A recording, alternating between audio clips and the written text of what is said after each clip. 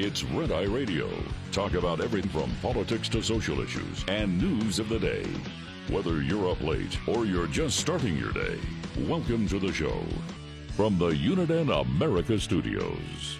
For Gary McNamara and Eric Harley, Dan Mandis, this is Red Eye Radio.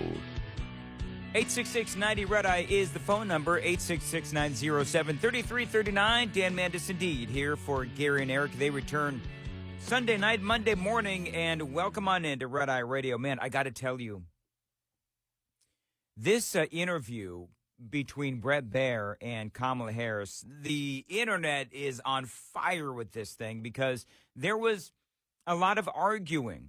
She wouldn't answer the questions, and she got clearly her talking points, and the talking points are basically what she's been saying all along. Bret Baier, I thought, did a really good job of trying to pry some truth out of her. Now, on the one hand, there's a lot of people out there on the right, and I'm clearly on the right, that are saying that she was argumentative, which she was. She was very argumentative, and I've got the audio to prove it. I've got 32 audio bites, my friends. But here's the thing. We have to be careful. If you're a conservative, you can't berate and criticize her for being argumentative, but at the same time, cheer when Donald Trump goes on MSNBC or CNN, and he is argumentative, because you don't want to be accused of being hypocritical. But my bigger issue is that she didn't answer a question. She didn't answer one question from Bret Baier. Not one. She stuck to her talking points, and it was really frustrating as a guy who just wants to know where the hell she stands. She wouldn't answer a question. She pivoted. She obfuscated. She flat out lied. And people who watch this interview, they know exactly what she was trying to do. So if she went on to Fox News and her goal was to try and convince people, naysayers, critics, that she is actually fit for the job, well, she failed miserably. And so I just want to go through some of these audio bites and prove to you that what I'm saying is true. One of the things that, and everyone knows what is going on the southern border, and has been going on the southern border for the past 3.5 years. He asked her about illegal immigration. Now, make no mistake, Kamala Harris has not one, but two Achilles heels. Number one is illegal immigration. The other one, of course, is the economy. But I want you to listen closely to not only this audio bite, but all of the audio bites that I'm going to play for you tonight, because not once in, I believe, a 26-minute interview does she actually answer a question. You know, voters tell pollsters all over the country and here in Pennsylvania that immigration is one of the key issues that they're looking at this election, and specifically the influx of illegal immigrants from more than 150 countries. How many illegal immigrants would you estimate your administration has released into the country over the last 3.5 years? Now, what's interesting is that's a rather unique question. I don't know if she's ever been asked that question before. How many illegal aliens have you and Joe Biden released into this country? I mean, it's a very simple question. Is it 1 million, 2 million, 5 million, 20 million?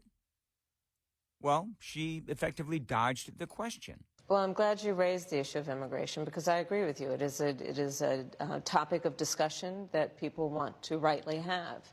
And you know what I'm going to talk about. Yeah, but right do you, now, just a number. Do you think it's 1 million, 3 million? Bret, let's just get to the point.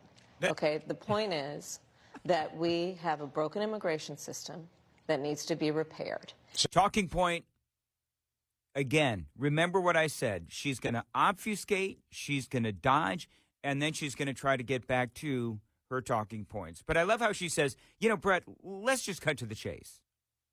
Let's just get right to the point.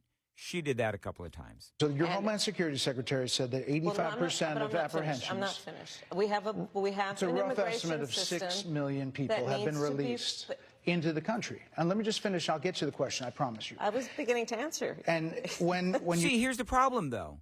The problem is in Bret Baier, who has very little time. She was late for the interview, so he doesn't have a lot of time. So he is just trying to cut off her talking points. Just let's cut through the BS. Let's cut through the talking points. And can we please get some honest answers out of you? Because he asked, how many people have come into our country illegally? How many have you released into this country? Alejandro Mayorkas said 6 million. But what she was trying to do, and you can hear it in that interview, what she was trying to do was basically pivot and then blame Donald Trump for killing the bipartisan border bill by the Senate that was in the Senate. I mean, that's the talking point that we have all heard 1,000 times. So that's what she was trying to get back to, was the comfort of her talking points. But he's anticipating all of that. He was anticipating her filibuster, which is why he tries to get to the point. He tries to get to the point. She said that she was answering the question, but she really wasn't. She was going to segue into those talking points that everybody has heard. It is her comfort zone. And those that know better understand that she's not being truthful. And so Bret Baier, he plows forward. When you came into office, your administration immediately reversed a number of Trump border policies. Most significantly, the policy that required illegal immigrants to be detained through deportation, either in the U.S. or in Mexico. And you switched that policy. They were released from custody awaiting trial. So instead, included in those were a large number of single men, adult men, who went on to commit heinous crimes. Yep.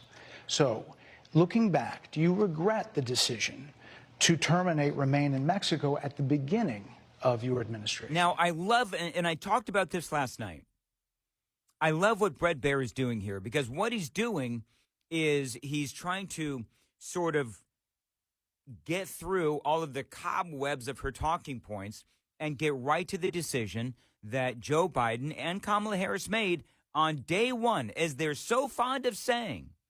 On day one, when they came in and they utilized all those executive orders to get rid of Remain in Mexico.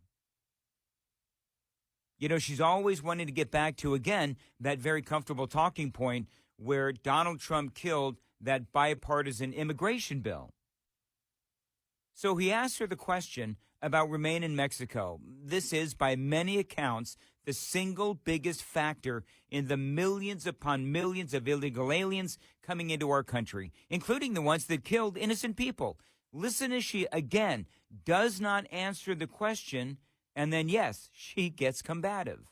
At the beginning of our administration, within practically hours of taking the oath, the first bill that we offered Congress, Citizen Science Act, before the bipartisan Safer Communities Act, the first bill, practically within hours of taking the oath, was a bill to fix our immigration system. Yes, ma'am. It was called the U.S. Citizenship Act of 2021. Exactly. It was essentially a pathway to citizenship for the... Yes, ma'am. May I finish responding, please? But you have to let me finish, You please. had the White House and the House and the Senate, and they didn't bring up that bill. I'm in the middle of responding to the point you're raising, and I'd like to finish. Yes, ma'am. All right, so here's the deal. She's not answering the question. Bret Baier instinctively knows, because he has watched hours and hours and hours of interviews and appearances where she has done the same exact thing, where she goes back to the comfort of her talking points and she doesn't answer the questions. She wants to finish her filibustering. She wants to finish saying that they brought all of this to the floor. But what she does not want to admit to is that eliminating Remain in Mexico was a huge mistake. She doesn't even want to admit that they eliminated it. We recognized from day one that, to the point of this being your first question, it is a priority for us as a nation and for the American people. And our focus has been on fixing a problem. Yeah, but what about eliminating Remain in Mexico? What about stopping all deportations? What about stopping any construction of the border wall? What about defanging ICE? What about all of the things that you did to utilize executive orders to basically reverse everything that Donald Trump did, especially remain in Mexico? She doesn't answer the question. And from day one, then, we have done a number of things, including to address our asylum system and put more resources, getting more judges, what we needed to do to tighten up penalties and increase penalties for illegal crossings, what we needed to do to deal with points of entry between border entry points. That's the work we did, and we worked on supporting what was a bipartisan effort, including some of the most conservative members of the United States Congress, to actually strengthen the border. That border bill would have put 1,500 more border agents at the border, which is why I believe the Border Patrol agents supported the bill. It would have allowed us to stem the flow of fentanyl coming into the United States, which is a scourge affecting people of every background, every geographic location in our country, killing people. All right, so again, she won't admit that on day one and beyond, Joe Biden and, of course, Kamala Harris, but they had dozens of executive orders, I think 93, 94 in total, that eliminated all of the border protections that Donald Trump had in place. And the thing that she is talking about, the things that she's talking about, more judges and all that, that was more about widening that pathway to citizenship. That was about processing and not protecting our southern border. It was about processing illegal aliens into our country and not about keeping them out. And one other thing.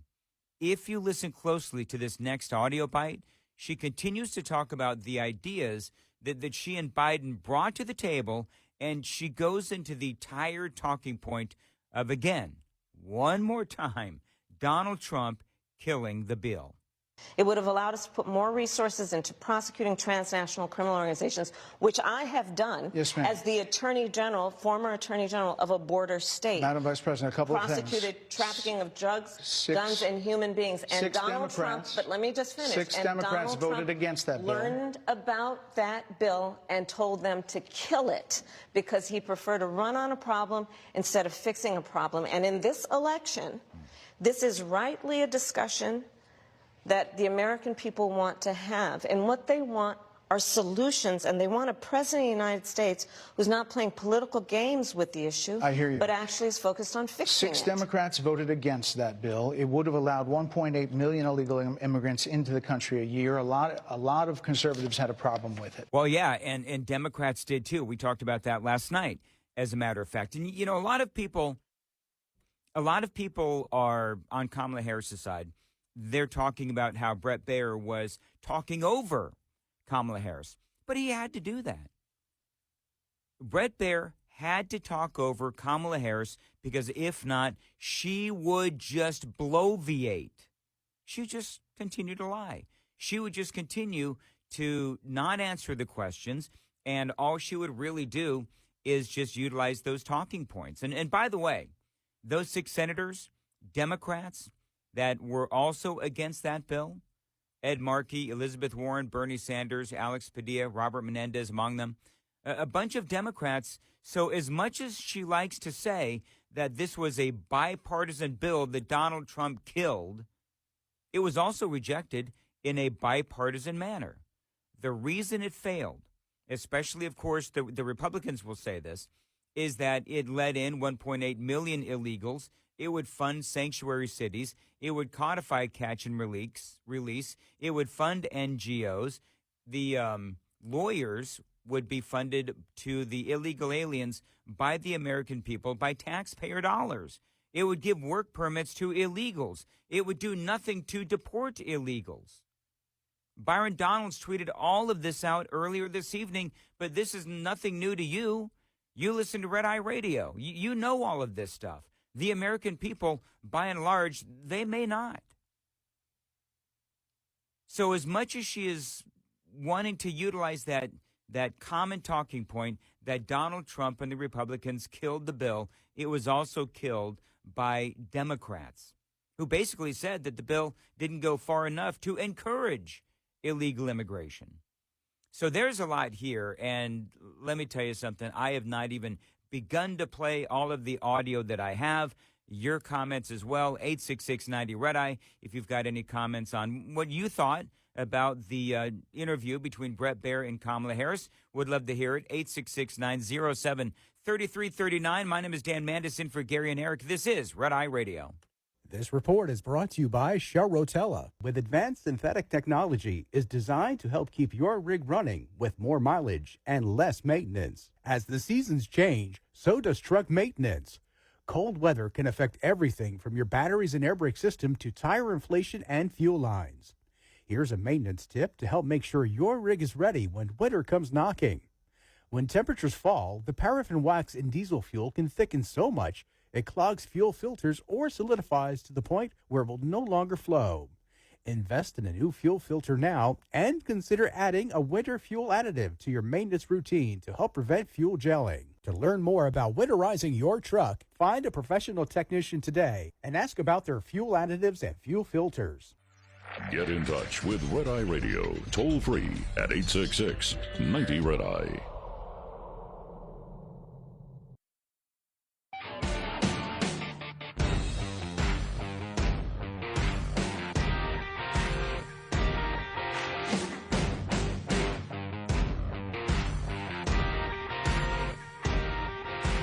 Red Eye Radio, 866-90-RED-EYE, 866-907-3339. Coming up after the bottom of the hour break, at about 36 minutes after the hour, I'm going to play the part of the audio, the part of the interview, Bret Baier and Kamala Harris, where Bret Baier asks Kamala Harris about the women that were killed by these guys that she allowed over the border. Because, and I think this kind of flew under the radar, I'm not seeing a lot of people talk about this. Maybe I'm wrong, but I'm not seeing a lot of people talk about this particular part of the interview. But I believe that what she did was so incredibly repulsive. And what she had to say about those murders of those innocent American women by these illegal aliens that she allowed into our country over our wide open southern border, I think it's audio that you have got to hear, and that is coming up at about 35 minutes after the hour right here on Red Eye Radio. As far as this interview, generally speaking, I don't think anybody is going to be moved by this interview. I am noticing that as I peruse Twitter this evening, or X this evening, that you got a lot of people on Kamala's side of the aisle, and they're basically defending her, and that's obviously not really much of a surprise. But I will tell you that if you were on the fence, and if you were somebody who you didn't know whether or not you were going to vote for Kamala Harris or not, I don't think that she did anything to help her case. One of the things that he asked about her comments and about her campaign slogan regarding turning the page, and how is it you're the change candidate when you have been part of the administration for the last almost 4 years? Your campaign slogan is a new way forward, and it's time to turn the page. You've been vice president for 3.5 years, so what are you turning the page from? Well, first of all, turning the page from the last decade in which we've been burdened with the kind of rhetoric coming from Donald Trump that has been designed and implemented to divide our country. Wow. And have Americans literally point fingers at each other. So Donald Trump, it's kind of funny. She says all that, turn the page from the divisive rhetoric of Donald Trump. But she doesn't talk about the policies which brought us lower gas prices, lower grocery prices, controlled immigration, and no wars, a stronger Israel, and less crime. She talks about all of this divisive stuff, but let me tell you something. A strong nation does bring unity. The weakness of the last 4 years has shown just that.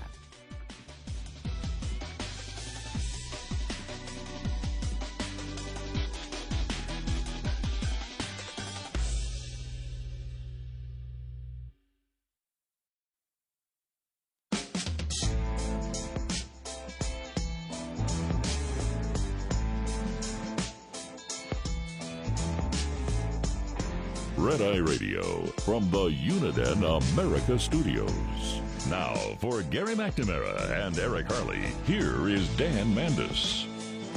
You can follow me on the socials at Dan Mandis Show. Throw me a bone, won't you?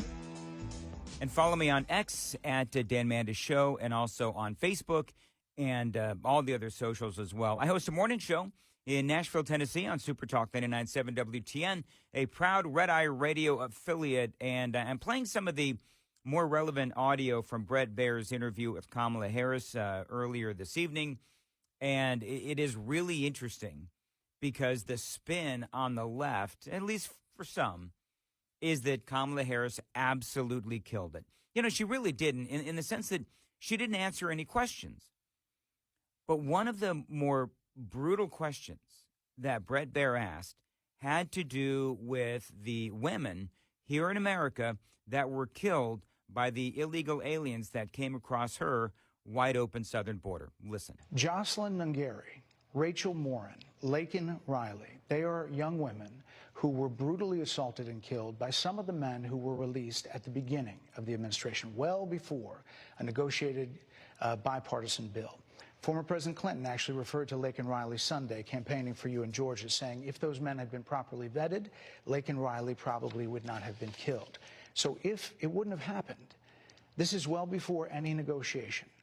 This is well before Donald Trump got involved in the politics. This is a specific policy decision by your administration to release these men into the country. So what I'm saying to you, do you owe Bret, those families an apology?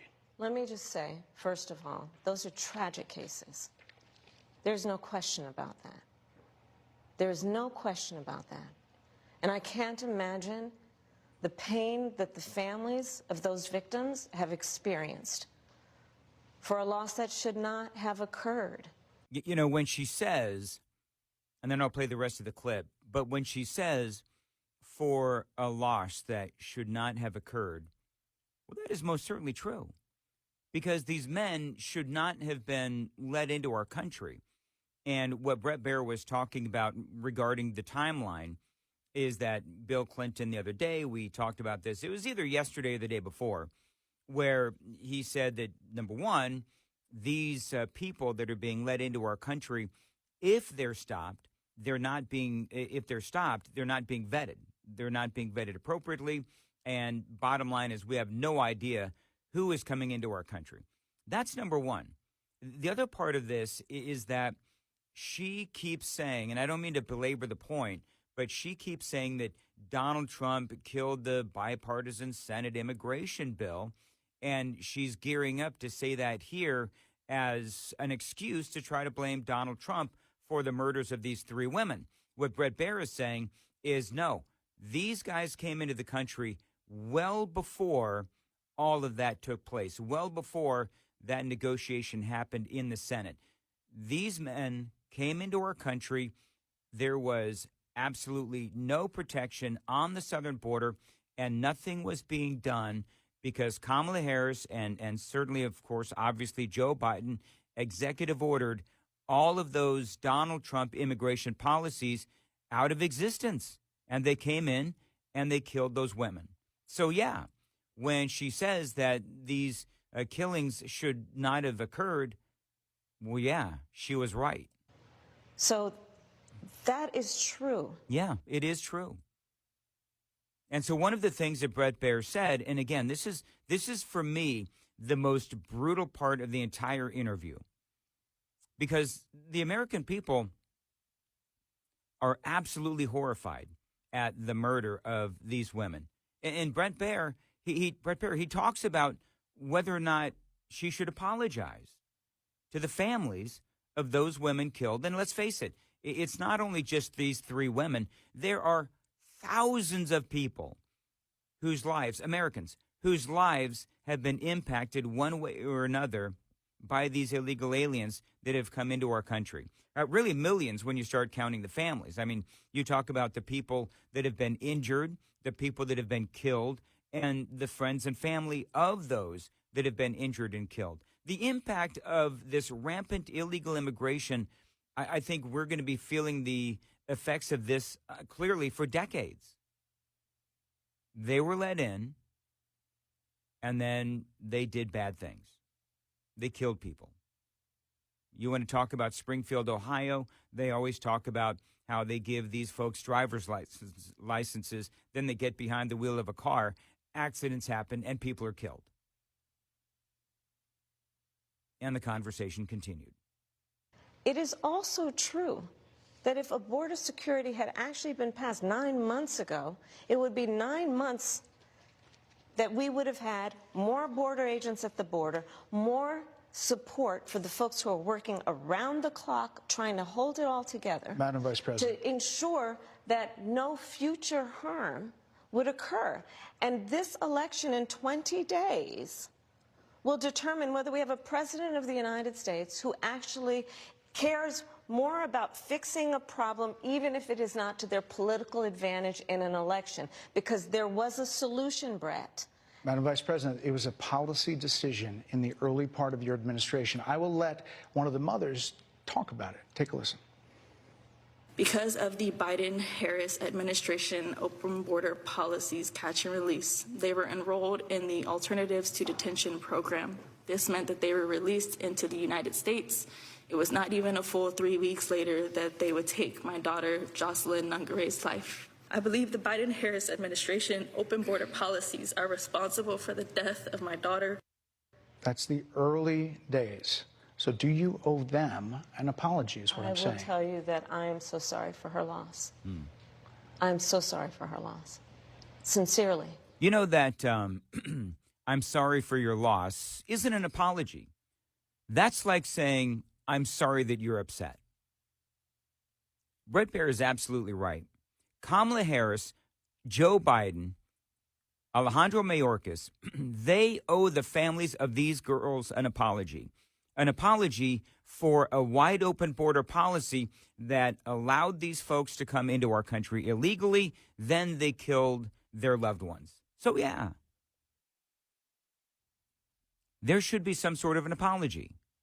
Not an apology for their loss, but an apology in the sense that the Biden-Harris administration did something wrong that led to the deaths of their loved ones.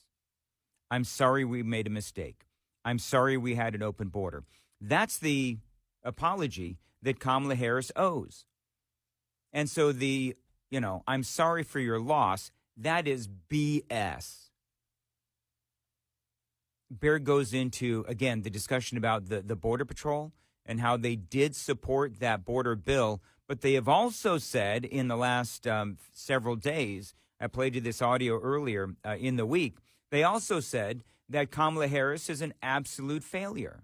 They need more resources, and Congress ultimately is the only place that's going to get fixed, Bret. Well, that's how this system works. That's the premise of this question. But there were that's how the 90-plus system works. executive orders that were rescinded in the first days. Many of those were Trump border policies. I'm not going to stay here because there's other things to talk about, but you frequently talk to the Border Patrol Union for support of that bipartisan bill, and they did. They supported it. But they also just endorsed Donald Trump and said, you've been, quote, a failure with border security. Why do you think they said that? I think they're frustrated, and I get it. They want support. They want support, and that's what that border security bill would have done. These guys down at the border, these men and women, they're working hard. They're working around the clock. I get it. Well, clearly you don't. And again, remember my main focus on this interview, Bret Baier and Kamala Harris, is that she didn't answer any questions. She simply did not answer any questions. 866-90-RED-EYE is the phone number, 866-907-3339. Let's say hello to Paul. He is in Van Nuys, California on Red Eye Radio. Paul, thanks for calling in. Oh, thank you very much. Listen, I'm an old timer, 79 years old, and this whole thing, there's so much evidence, visibility of the last 4 years of what happened to our country, the decline of the cities everywhere, the once beautiful San Francisco. I mean, the policies here are so reminiscent of the Jim Jones where the expression the Kool-Aid drinkers came from. It came from this very policy, and it's already been done. I mean, there's such visibility. It's an indoctrinated religion that's very dangerous, and we can see it. and it's just awful. It's well, Paul, I appreciate the call in, and here's what I would say: 866-90 Red Eye.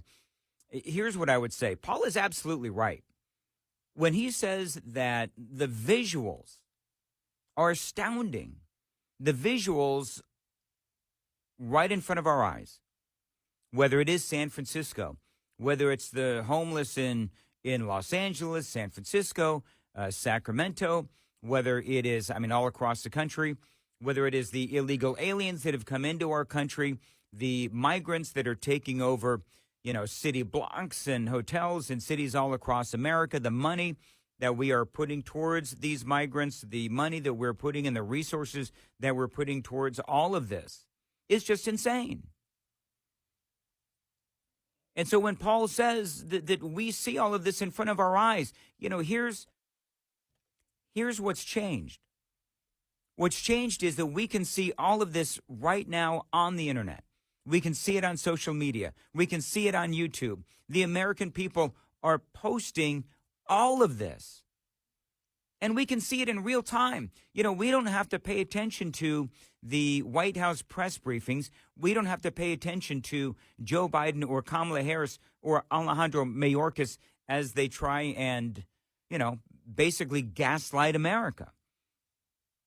We can see what's going on in real time on social media. And so if the actual media, if the news anchors and the news reporters, if they won't cover it, if the David Muirs of the world won't cover it, well, the people of the internet will. And we see what's going on. And if she's not going to cover it, if she's not going to cop to it and admit to what's going on, well, that's okay. Because all she's doing is she is proving herself a liar. I love Brian Stelter. Brian Stelter is back. He's on CNN, and I want to play you his very astute analysis of the interview between Bret Baier and Kamala Harris. This is what he said. I think this strategy from Harris was a Google strategy. She wanted Fox viewers to start to Google some of the things she was saying, because some of the comments she was making in this interview are foreign to the Fox audience. For example, General Mark Milley saying Trump is a fascist to the core. That's barely been covered on Fox News. So she was able to get some of those talking points in. This was the most adversarial interview Kamala Harris has probably ever done. Instead of getting to debate Trump again, she got to debate Bret Baier. And a lot of viewers are going to come away saying, wow, she's willing to do that. Oh, that's please. A sign of toughness and strength.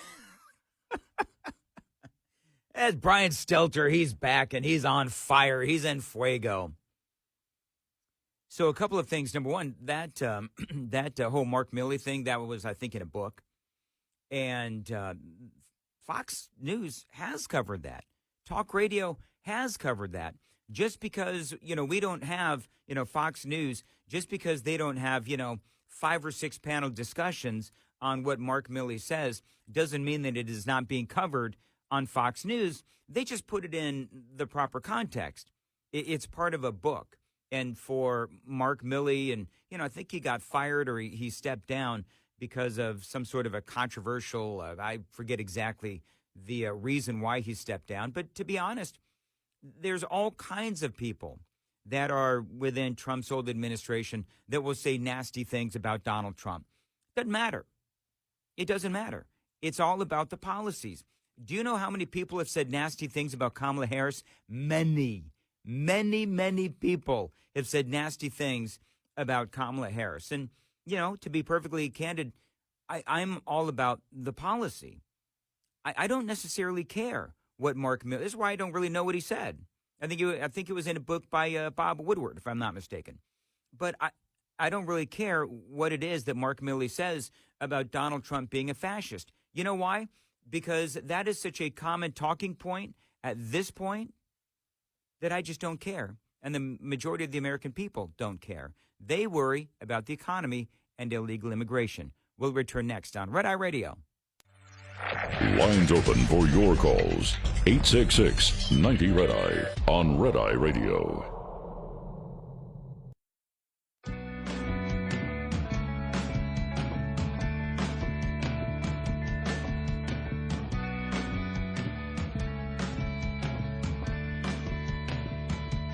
It's Red Eye Radio, just reminding myself why it is that Mark Milley and Donald Trump did not get along. And, of course, Milley, part of this new book by Bob Woodward, and Woodward saying that Milley calls Donald Trump a fascist and unfit to lead and all of these other things.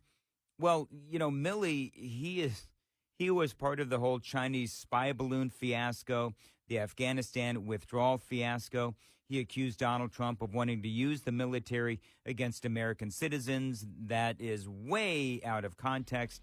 And he was also worried that Donald Trump would try to use the military to stay in power, which obviously Donald Trump did not do. So, yeah, there's clearly a really bad history between Mark Milley and Donald Trump. So, Brian Stelter, that audio that I played, he is way off base. I know, Brian Stelter, shocker.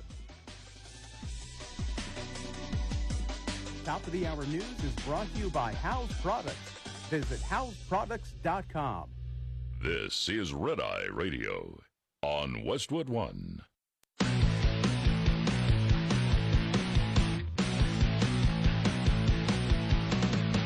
Now, it's Red Eye Radio. Talk about everything from politics to social issues and news of the day. Whether you're up late or you're just starting your day, welcome to the show. From the Uniden America Studios. For Gary McNamara and Eric Harley, Dan Mandis, this is Red Eye Radio. 866-90 Red Eye is the phone number. Appreciate you listening. You can find out more about me on my social media. Follow me, if you would, on X at Dan Mandis Show. I'm also on Facebook, Instagram, and again, all of those at Dan Mandis Show. I host a morning show in Nashville, Tennessee on Super Talk 99.7 WTN. I'm the morning show, 6 to 10 a.m. Listen, if you'd like, we are on all the socials. So I'm playing this audio. Bret Baier and Kamala Harris. And so just so you know where my audio comes from, by and large, I don't grab clips, you know, from the internet, from X or whatever. I actually tape the whole thing, and then I edit my own audio bites. And so, you know, you may see smaller or shorter, I should say, shorter clips on the internet, but I mean, I've got longer clips because I like to put more context into these sound bites in my coverage of these things. So just so you know that some of these sound bites might be a little bit longer, but there's a reason for that. I do like the additional context. Now, there was a moment, and if you haven't seen the entire interview, it's not as long as it was supposed to be. It was supposed to be about 30, 35 minutes long, but Kamala Harris was late, much to the irritation, I'm sure, of Bret Baier. And as a matter of fact, he actually spoke about what happened in the beginning of this interview as he was going through this with some of his Fox coworkers. Listen to this. You know, when the kicker in football, they call a timeout right before he's going to kick the field goal. They're icing the kicker. So we were supposed to start at 5 p.m. This was the time they gave us. Originally, we were going to do 25 or 30 minutes. They came in and said, well, maybe 20. So it was already getting whittled down.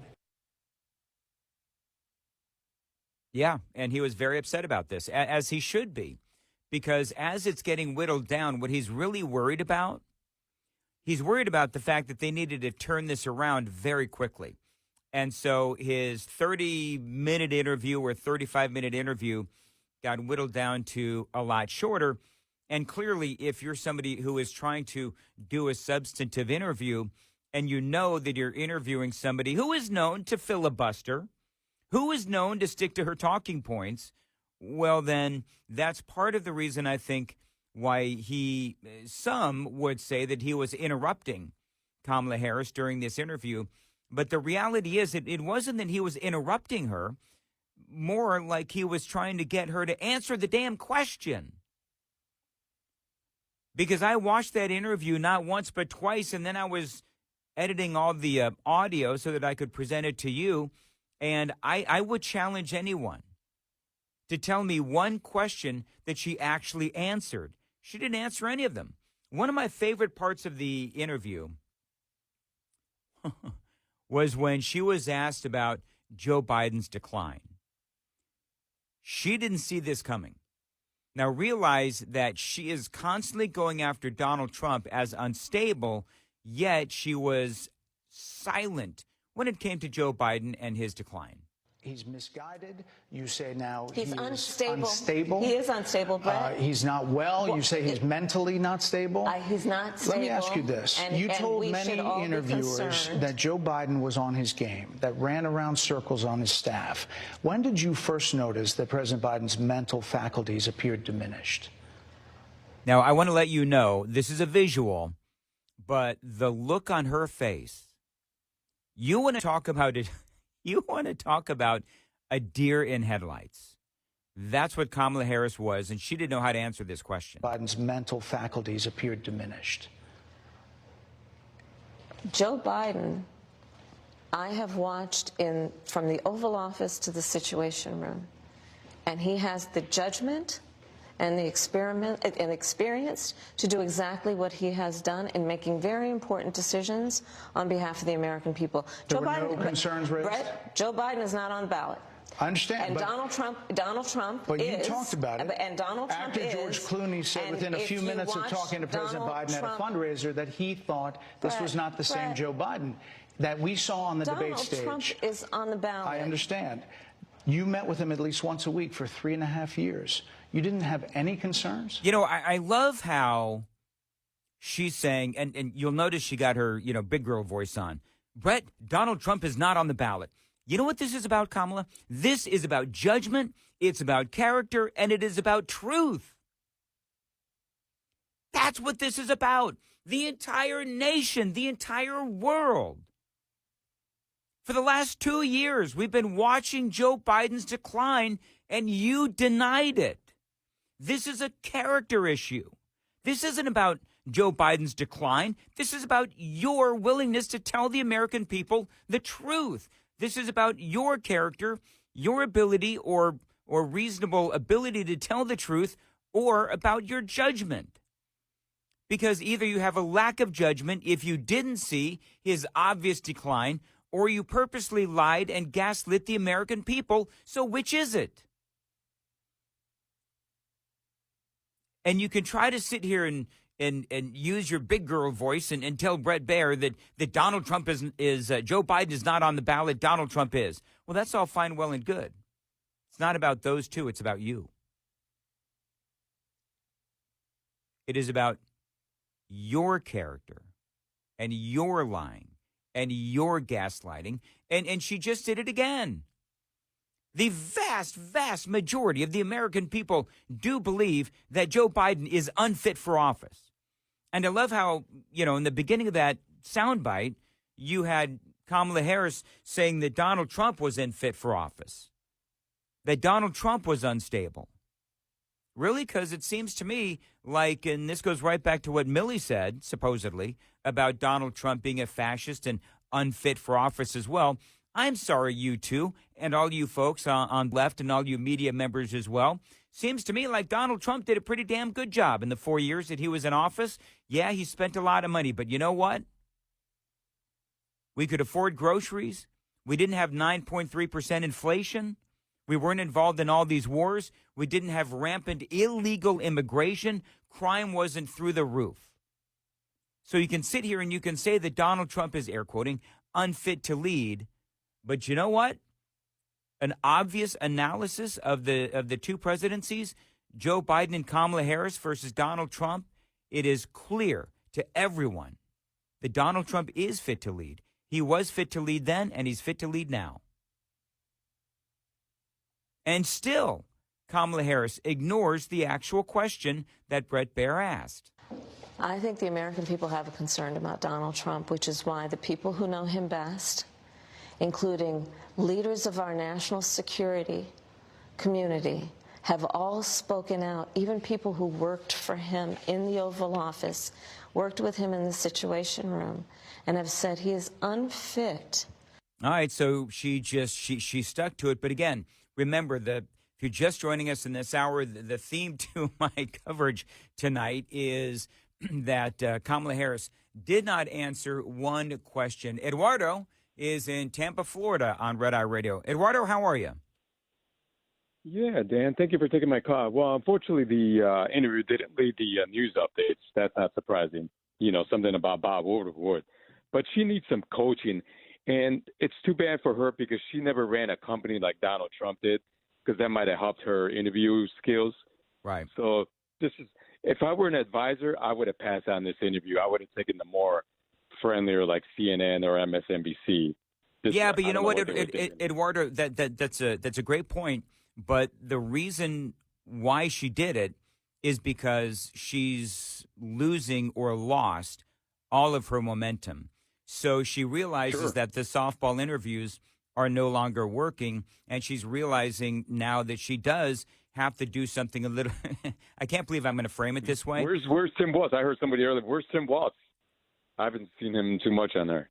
So you know what? He was Tim Waltz was giving a speech somewhere. I think it was in Pennsylvania, and I don't know if you saw it. I laughed about it last night.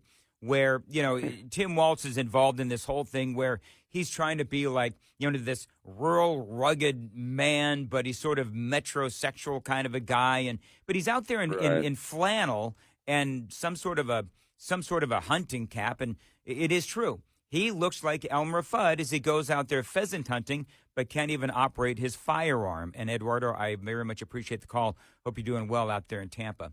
Jeff is in Nashville on Red Eye Radio. Jeff, thanks for calling in. Hello, Dan. How are you? Just wanted to say I enjoy listening to you on Red Eye. I'll probably listen to you later on early this morning here on WTN in Nashville. Y'all do a great job. Appreciate it, man. What'd you think about the interview? I have watched that interview because I love all this stuff. I have watched that interview twice. The more times you watch it, the worse it gets, the worse she gets. Yeah. And, I want to give some credit to Bret Baier, because Bret Baier, as far as I know, unless you know something differently, he is the only interviewer / journalist who has pushed on our wonderful vice president at all. And the reason she was getting angry and combative is because she's being challenged. She's being pushed. She hasn't been pushed on in 3.5 years. No, you're right. And it showed. And she knows nothing about, she knows to bash Donald Trump. But other than that, she has no answers. She has no plan. She's had no plan. And I mean, the more you watch that interview, the more obvious it is. And I just want to say, because Bret Baier is thought of, as you may know, some of the listeners may know, is thought of as one of the more liberal leaning people there at Fox. And so a lot of us were kind of worried he may softball her, but he didn't. He pushed her. And maybe he was a little angry because she couldn't even be bothered to show up on time for the interview. But he pushed her for whatever the reason is.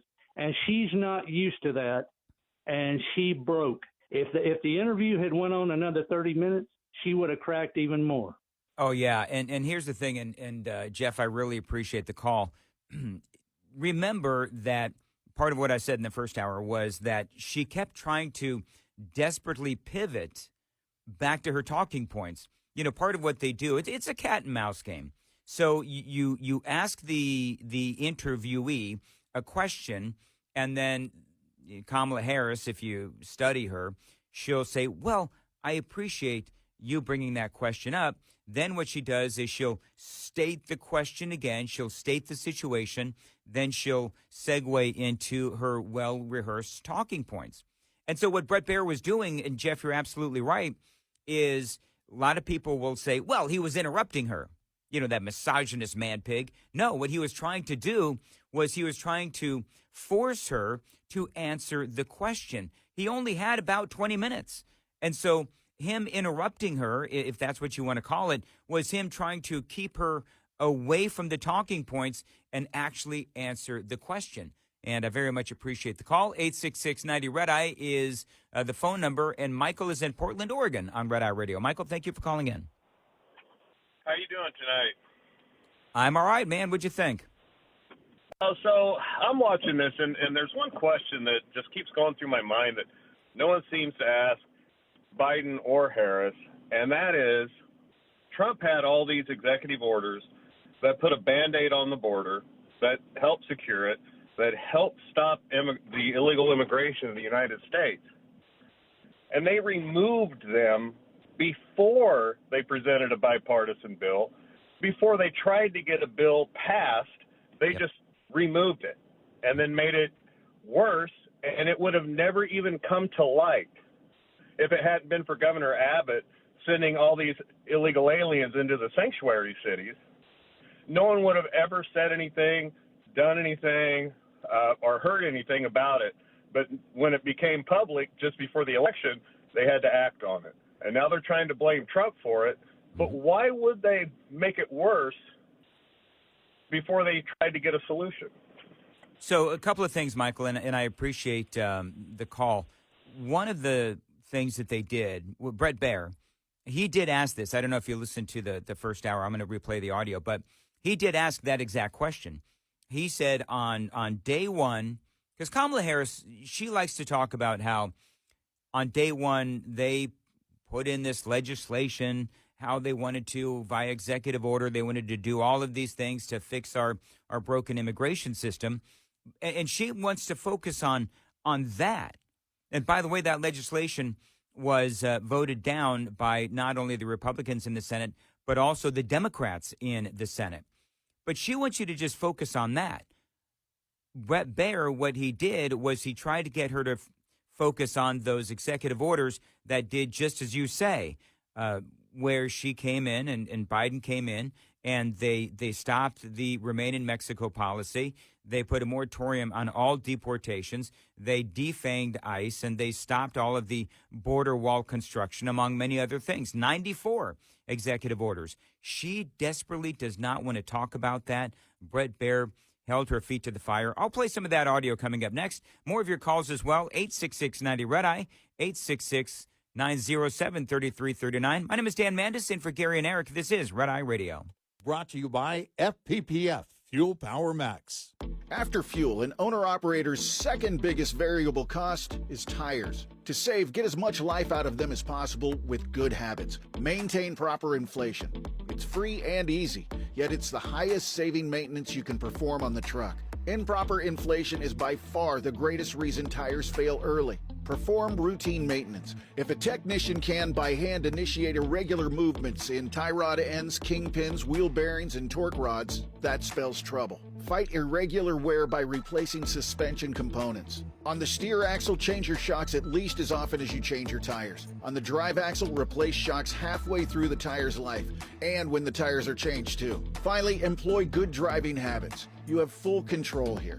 More conservative driving over rough surfaces helps reduce wear. Speeding, hard braking, curbing, and tight turns cause tires to wear fast. On the other hand, steady acceleration, braking, and steering can extend the life, saving a bundle. Owner-Operator Business 101 is provided by Overdrive's Partners in Business program. Go to overdriveonline.com to the Partners in Business section on the website for more details on this and many other topics. Brought to you by Shell Rotella, with advanced synthetic technology is designed to help keep your rig running with more mileage and less maintenance. Get in touch with Red Eye Radio, toll free at 866-90-RED-EYE.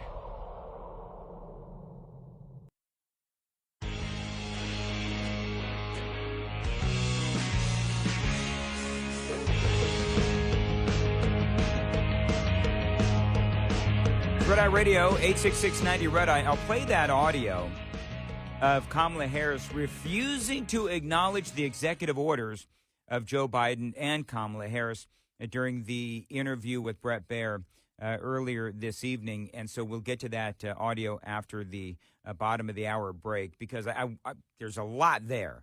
But the bottom line is she simply did not answer the question. For now, right now, Gene is in Phoenix on Red Eye Radio. Thanks for calling, Gene. Go ahead.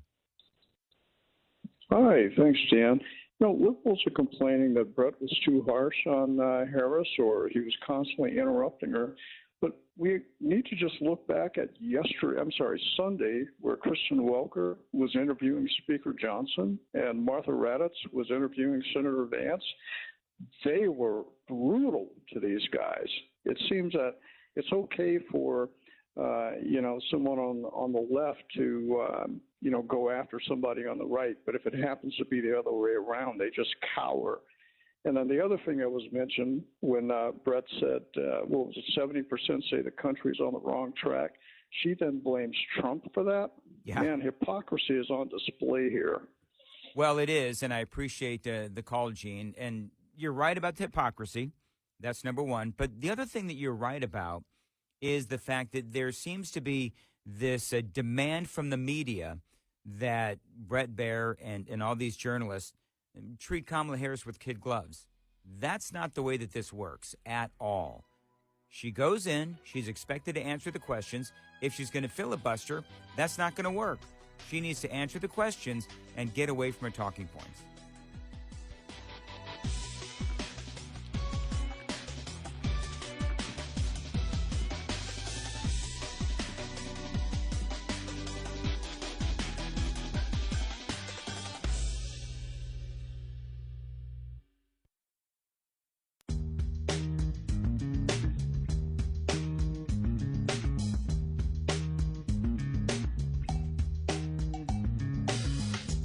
Red Eye Radio from the Uniden America Studios. Now, for Gary McNamara and Eric Harley, here is Dan Mandis.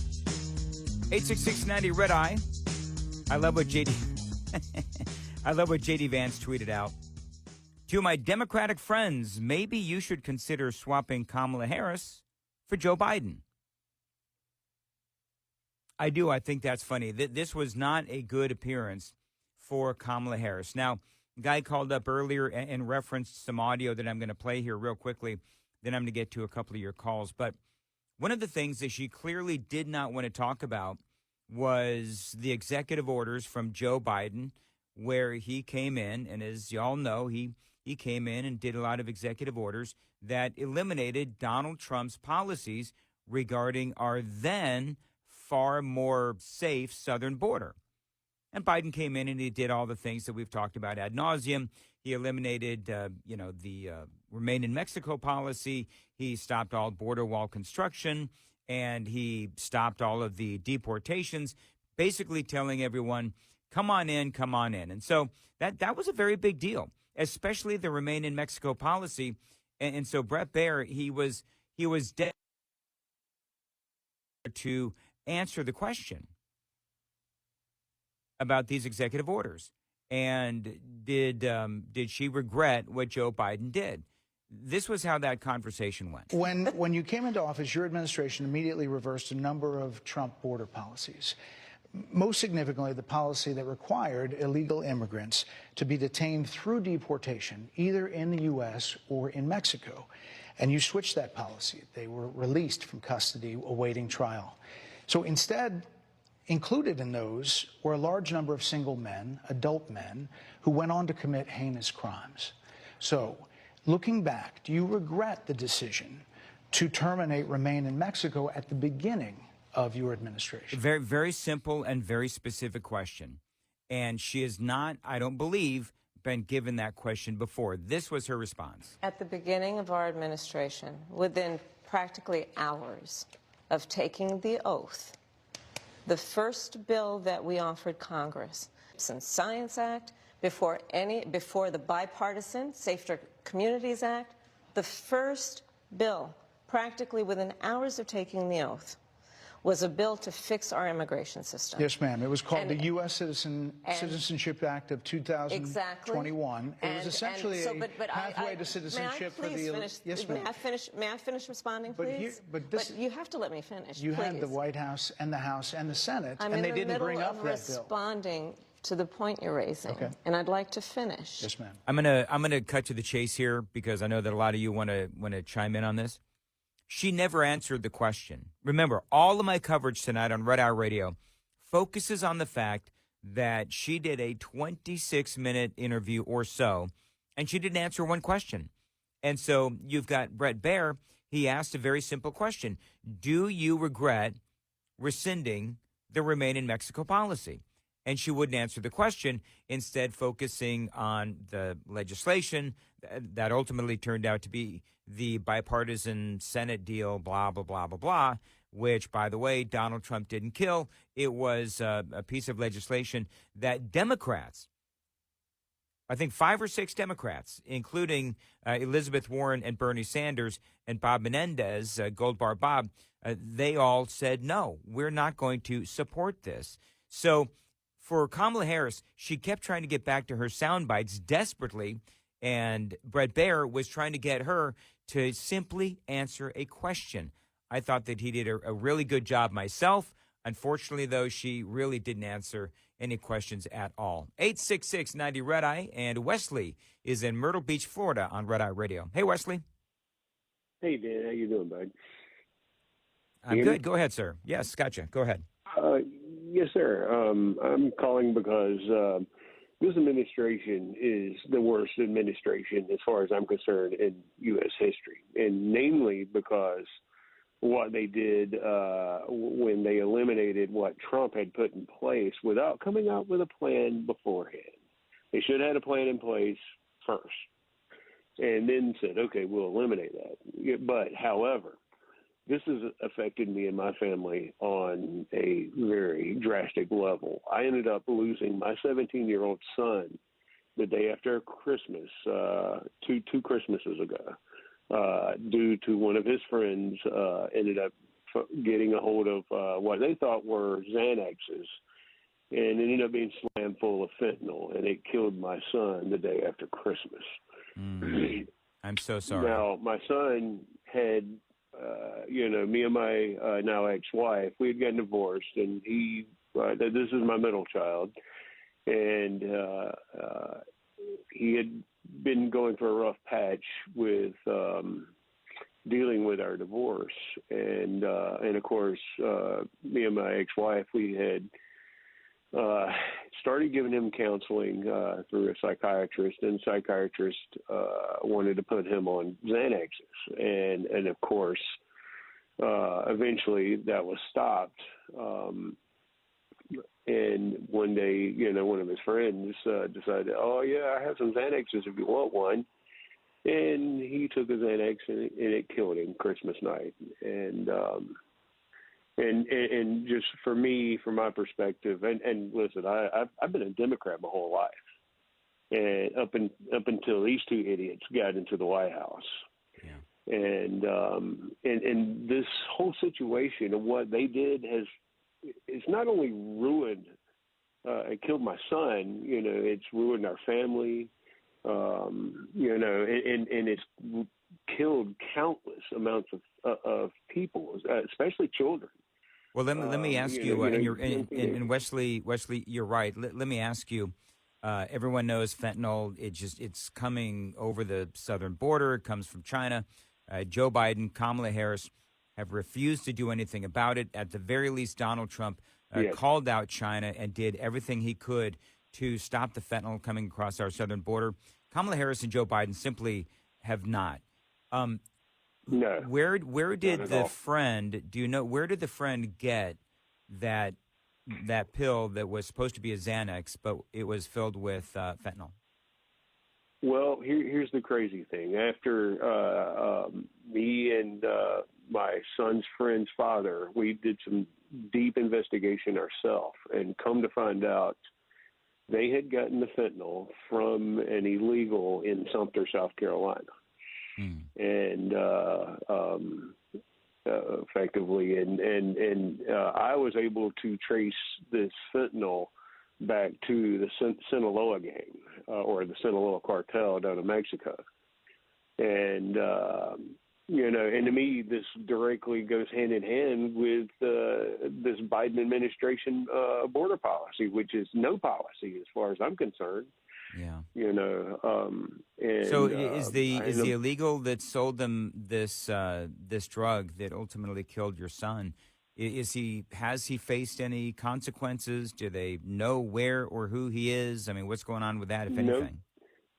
Well, here's the crazy thing, because I got DEA involved into it, because here in South Carolina, because of the laws here, fentanyl is not illegal in some fashion. So I do know they did arrest him, but guess what happened to him? They ended up deporting him rather than actually charging him with anything. And then he comes right back into our country, right? Yes, yeah, absolutely. Yeah, I wouldn't be a bit surprised if he's not back already. And it's just mind-boggling to me. Just in the time format from the time my son passed away till now, there have been over 1,200 deaths here in Myrtle Beach, South Carolina, from fentanyl, and nothing is being done about it. It just blows my mind away that it seems like it's being all swept under the rug. Well, here's how I would frame it is, it's something that is wide. It's like wide out in the open, right? It's everybody knows it's going on. I don't think it's being swept under the rug. I just think that nobody in power wants to do anything about it within this administration. Yeah. Can I ask Wesley a couple of things just real quick? One, your story is horrifying, and I'm so sorry for your loss. Did you vote for? You said you were a Democrat. Did you vote for Joe Biden and Kamala Harris? No, I did not. Actually, I voted. I was Democrat all the way up until Barack Obama. Okay. And I kid you not, I started seeing some of what Barack Obama was doing in his second term that just blew my mind away. I myself, I do work in the entertainment industry. I work in the film and television industry. And at the time, I saw some things going on with Obama that just kind of rocked my world. And it really made me start seeing the light. What the Democratic Party is no longer the Democratic Party anymore. That I didn't leave the party left me, as far as I'm concerned. What did Obama do? What did Obama do? Well, here's the crazy thing. So I do have a background. I'm educated in radio, television, and broadcasting. Speaking of which, okay. And I minored in political science. But what I saw Barack Obama do was he eliminated a law known as the Smith-Mundt Act, and I don't know if you've ever heard of it. Yeah, that actually came up a couple of nights ago. Did it really? Oh, my goodness. Yeah, and I saw him do this, and I started really it was under the National Defense Authorization Act that he had this buried for the elimination of this. And then I seen where he had opened up the use of military psyops and military deception, or MILDEC, on the American public. And I knew right then and there, I was like, oh, my gosh. Yeah, so basically, if folks are wondering what this is, I got an education the other night. Basically, what Obama did was he lifted the restrictions on propaganda being implemented on the American people. Yes. Yeah. Yes, he did.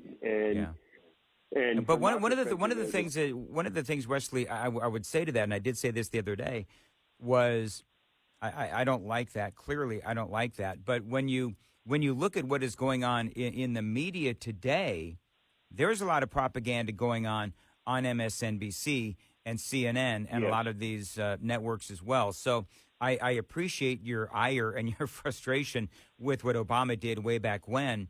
But when you look at what is passing for, I'm air quoting here, journalism today, I got to tell you, it is one journalist to another. I'm a recovering journalist. I'm no longer a journalist. I'm a talk show host. But it is horrifying. It is absolutely horrifying. And Wesley, I appreciate the call, and I'm so sorry that you went through what you did. And it sounds like, to me, what you're doing to remember your son is you're trying to educate others. Yes, I am. I do call radio shows quite often to tell people, to inform people, what's really going on here. And I almost have to say that I almost feel like it is a asymmetrical warfare against the American population to a degree. And Well, you could make the argument, and Wesley, I appreciate the call. Bill Barr once said, and I totally agreed with him, and Donald Trump has said this as well. And again, I appreciate the call, Wesley. They said that we need to treat the drug cartels like ISIS. And I don't know why we don't do that. That is, when you talk about the amount of people that are killed by fentanyl every single year that comes across our southern border, courtesy of China, courtesy of Mexico, courtesy of the drug cartels, when you look at over 100,000 people every single year, including Wesley's son a couple of years ago, if this were a terror attack, we would declare war, but it's not. I mean, they say it's not. I don't really know how to describe it other than the murder of over 100,000 of our people every single year. And essentially, we do nothing about it. We need to protect our citizens. We need to protect our border. And of these two candidates, Kamala Harris or Donald Trump is the only guy that really has wanted to try to get something done on the southern border. He's proven it time and again. Appreciate you listening to Red Eye Radio, 866-90-RED-EYE. Lines open for your calls. 866-90-RED-EYE on Red Eye Radio.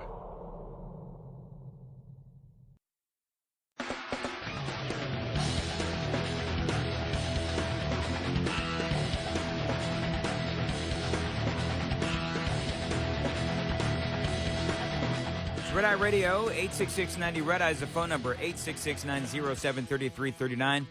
Coming up, going to continue to take your calls, get your reaction on Bret Baier and Kamala Harris, the interview. Some people are saying that her campaign is effectively over after this interview. I don't know if that's true, but what I will tell you is that I don't think that Kamala Harris did herself any favors.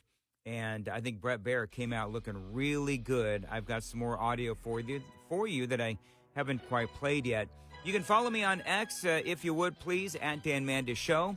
You can also find me on social media and Facebook, also at Dan Mandis Show. We'll return next on Red Eye Radio.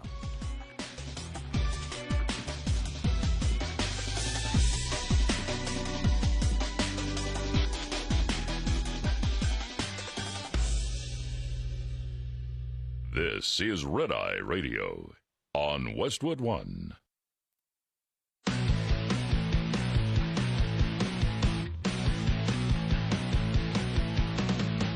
Now, it's Red Eye Radio.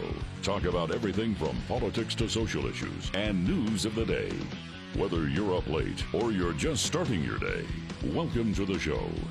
From the Uniden America Studios. For Gary McNamara and Eric Harley, Dan Mandis, this is Red Eye Radio. 866-90-RED-EYE is the phone number, 866-907-3339. Dan Mandis, yes, in for Gary and Eric. They return next Sunday night, Monday morning.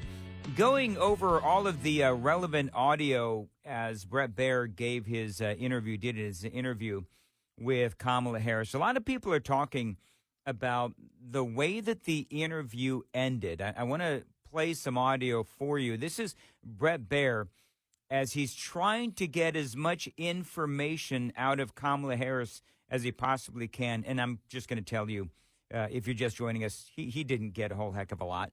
But he's there with Kamala Harris, and they will not stop giving him the rap sign. They're rapping me very hard here. I hope you got to say what you wanted to say about Donald Trump. There are a lot of things. There's more to say. I have much more to say. There are a lot of things that people want to learn about you and your policies, and that's why I invite everyone to go to KamalaHarris.com, and you will see that I have 80 pages of policies that are quite comprehensive and should be accessible to anyone who would like to read them.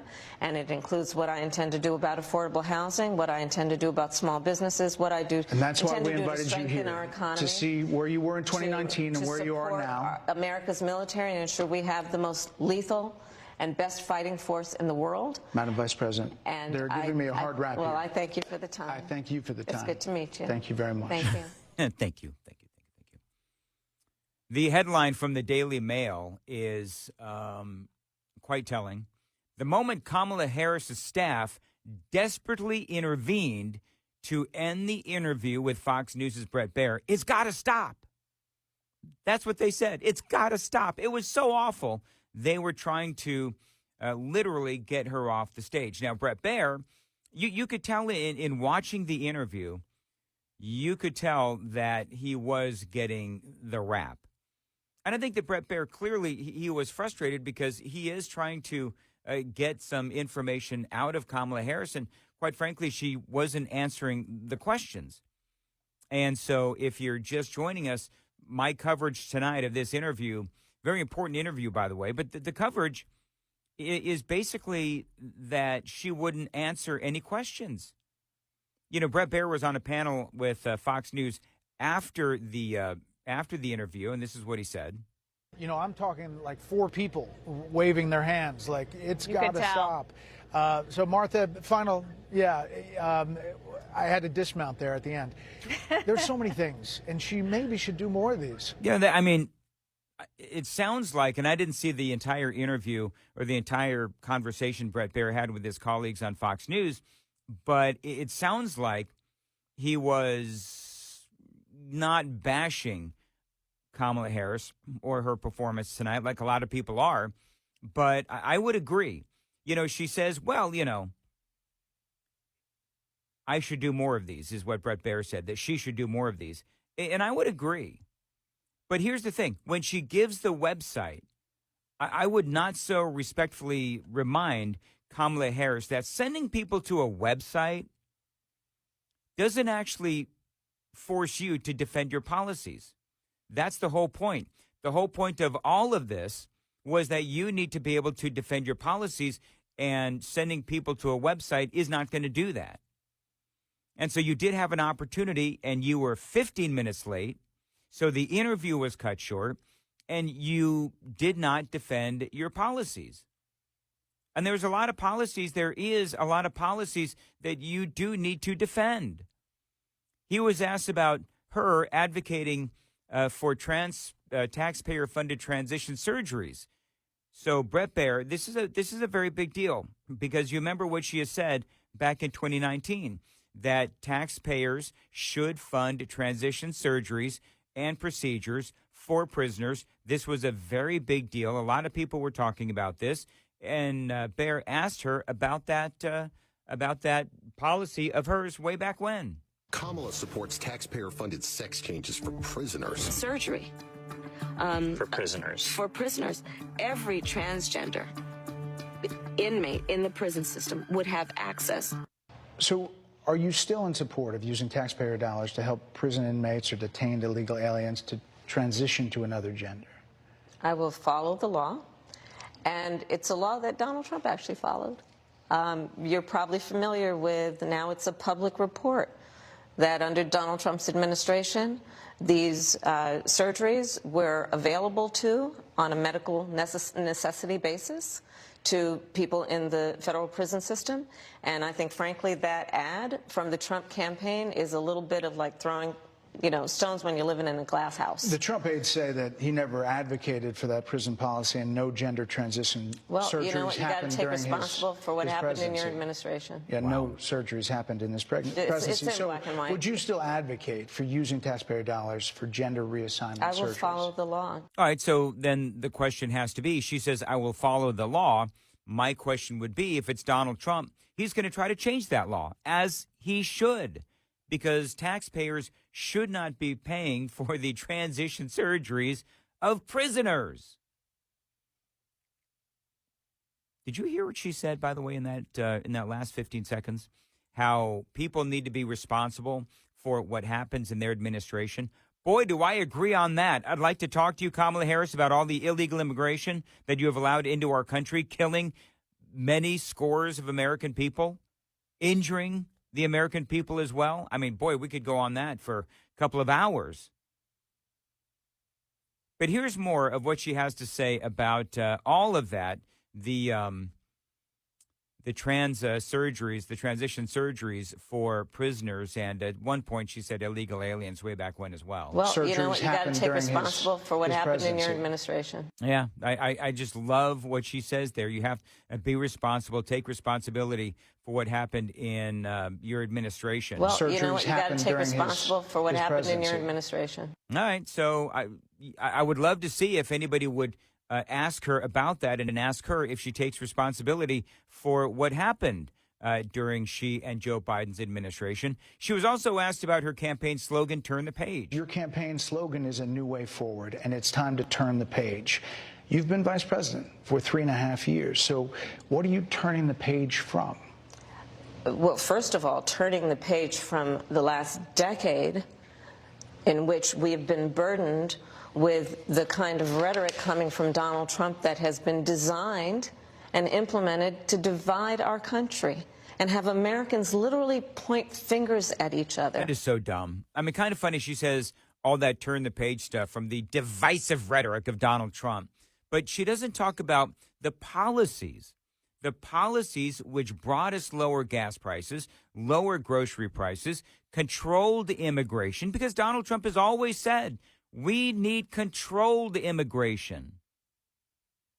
Also, during Donald Trump's 4 years, no wars, a stronger Israel, and less crime.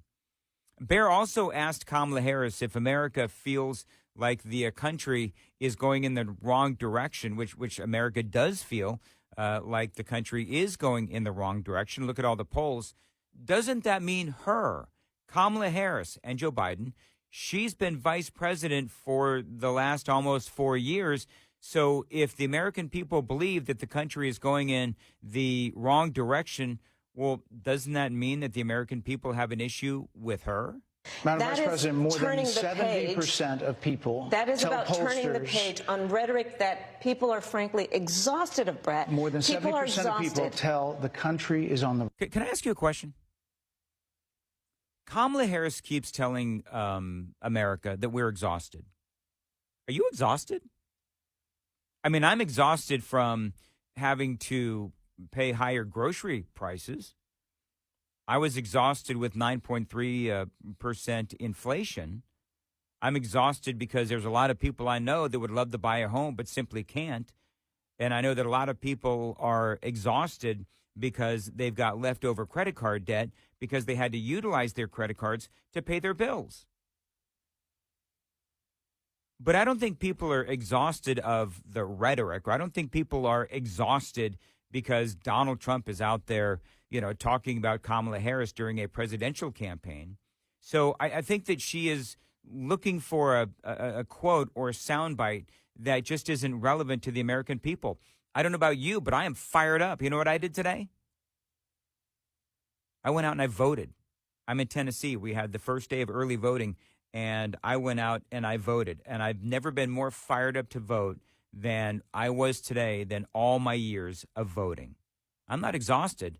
I'm pissed off, and I was excited to cast my vote for Donald Trump. It's about turning the page on rhetoric that people are frankly exhausted of, Brett. More than 70% of people tell the country is on the wrong track. They say the country is on the wrong track. If it's on the wrong track, that track follows 3.5 years of you being vice president and President Biden being president. That is what they're saying, 79% of them. Why are they saying that? If you're turning the page, you've been in office for 3.5 years. And Donald Trump has been running for office. But you've been the person holding the office. Come on. Madam You Vice and I President. both know what I'm talking about. You and I both know what I'm talking about. I actually don't. What are you talking about? What I'm talking about. Do you know what's funny? Bret Baier had no idea what she was talking about. That's going to be one of those moments where people that people will be talking about here in the days to come, because she's like, you know what I'm talking about. And Bret Baier's like, I really don't. Why are they saying that? If you're turning the page, you've been in office for 3.5 years. And Donald Trump has been running for office. But you've been the person holding the office. Come on. Madam You Vice and I President. both know what I'm talking about. You and I both know what I'm talking about. I actually don't. What are you talking about? What I'm talking about is that over the last decade, people have become. But listen, Over the last decade, it is clear to me, and certainly the Republicans who are on stage with me, the former chief of staff to the president, Donald Trump, former defense secretary. Yeah, a lot of these people, she goes on and on, but a lot of these people Donald Trump has actually fired. 866-90 Red Eye is the phone number. 866-907-3339. Jonathan is in Virginia on Red Eye Radio. Jonathan, thanks for holding on. Go ahead. Yeah, thanks for taking the call. I wanted to say to the interview with Bret Baier there, that was pretty cool. It exposed her as the fraud that she really is. The other thing I wanted to throw out there is I think people need to take this to the polls and keep remembering that this administration has had taken treasonous acts against the United States people. The pull out of Afghanistan, they got people killed. Still, correct me if I'm wrong, Americans are still hiding over there trying to be rescued. Yes. Just stuff like that. The so-called Chinese weather balloon. Who's pulling the strings here, People have been asking that question for a long time. I believe that it is Obama and probably George Soros and some of these other folks. The deep state of the Democrat Party, they're the ones that are pulling the strings with, of course, Joe Biden being the puppet. And there's a lot of puppeteers, but there's also been a lot of really bad decisions. And I do appreciate the call. Let's see here. This is Scott in Alabama on Red Eye Radio. Scott, thanks for holding on. Go ahead. Hey, I just wanted to mention in the interview last night, you saw Kamala for what she is. She's not a leader. She's a follower. She kept saying, I will follow the law. I will follow the law. He asked her, what is your position? I will follow the law. Do you feel that you should do this? I will follow the law. Nothing she said, I will support this. I will push this bill through. I will work as a leader of the free world. Yep. No, you're right. And I'll say this, and I know your dogs are barking, so we both got to run. But Scott, what I would say is, remember, because I've got this actually in my notes, she did say, I will follow the law. I will follow the law. But what about changing the law? See, that's the thing. Obviously, as a president, she has the opportunity and the ability to change laws. And so if she says she'll follow the law, okay. But my question is, are you going to try to change the laws, and what will you actually try to do? I think that's a far bigger question, and I appreciate the call. Let's say hello to Marie very quickly in Kansas on Red Eye Radio. Marie, how are you? Go ahead. Hi, Dan. Just a quick observation. I saw what you saw tonight or last night, and her pretentious attitude certainly showed that she knows dang good and well that she will be the one that certifies the election. The Vice President of the United States certifies the election. And we know what happened when Mike Pence went against Donald Trump. I would have loved to I would have loved Bret Baier to ask Kamala Harris, if you lose, will you certify the election? Well, she's going to have to. I mean, it's part of the Constitution. I would listen. I would love to see it, but Joe Biden hired those 400 election attorneys. Well, I don't ever remember an election where a vice president didn't certify the election. Well, and here's the thing. For Kamala Harris, first of all, I hope she loses, and I would love to see her have to certify that election if she ends up losing to Donald Trump. Wouldn't that just be awesome? That would be the icing on the cake. And Donald Trump would be the happiest man in the world. Well, absolutely, and let's hope that it happens. And, Marie, I very much appreciate the call. 866-90-RED-EYE, 866-907-3339. We'll return next on Red Eye Radio. Get in touch with Red Eye Radio, toll free at 866-90-RED-EYE.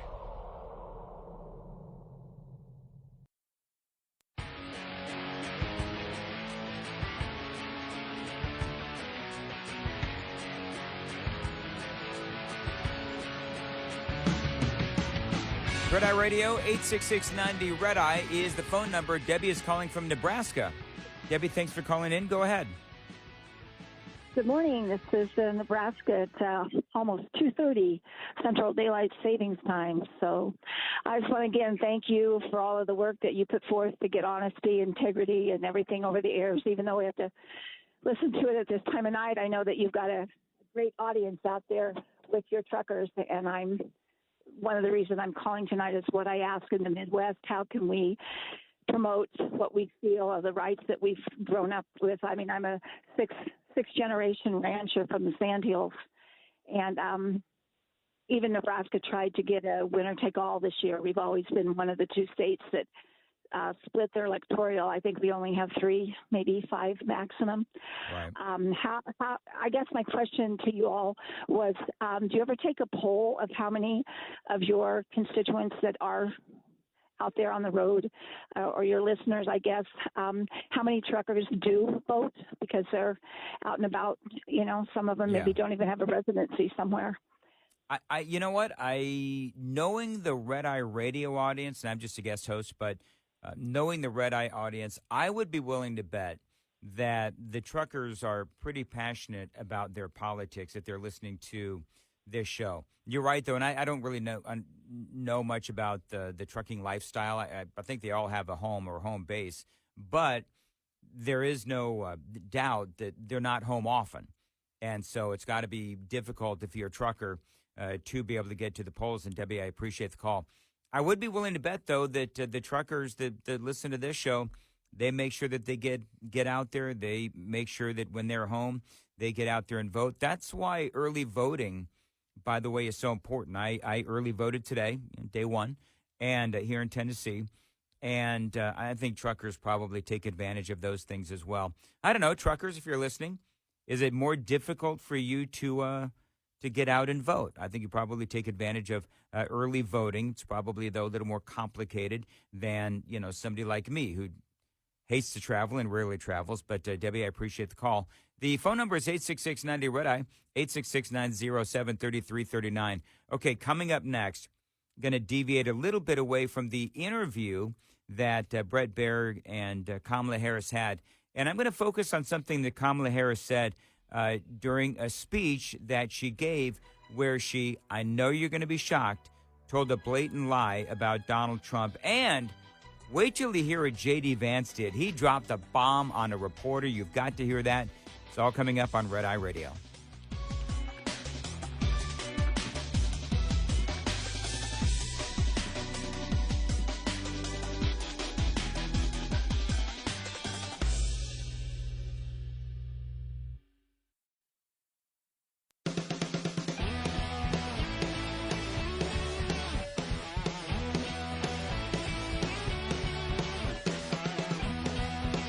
Red Eye Radio from the Uniden America Studios.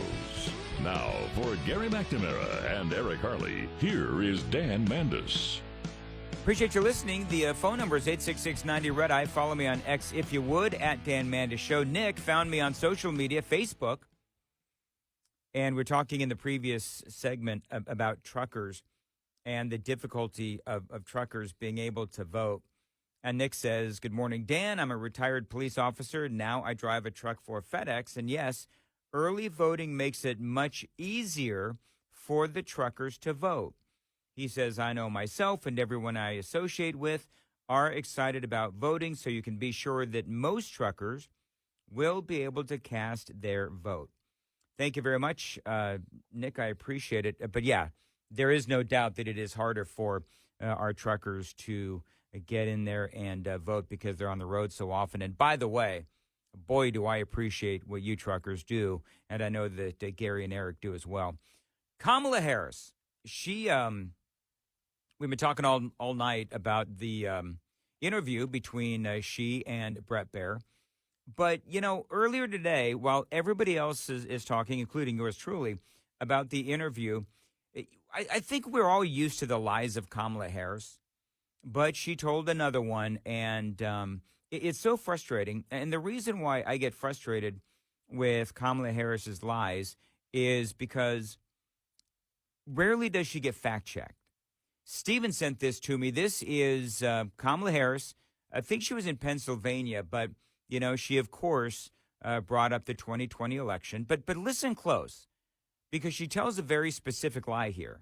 He sent a mob, an armed mob, to the United States Capitol, where they violently assaulted police officers, law enforcement officials, and threatened the life of his own vice president. So, a couple of things. Number one, I don't believe that the mob, I'm air quoting that, but the mob, I don't think that they were armed.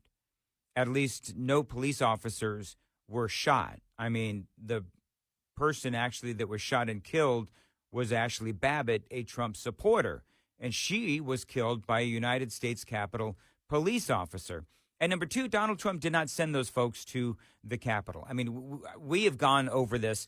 I cannot tell you how many times, but it's a blatant lie. He sent a mob, an armed mob, to the United States Capitol, where they violently assaulted police officers. Now, yes, police officers were assaulted, and that was absolutely wrong. Donald Trump, though, told folks to march peacefully and patriotically. That's what he did. He didn't send an armed mob, and again, I'm air quoting there, but he didn't send that mob to the Capitol. As a matter of fact, as most of you folks probably know, the attack on the Capitol started before Donald Trump was even done giving that speech. That's number one. Number two, when they caught some of the folks that were doing this, that broke into the Capitol and so forth, they looked into their cars and they saw that there were tools that they planned on using for the attack. In other words, the attack was premeditated.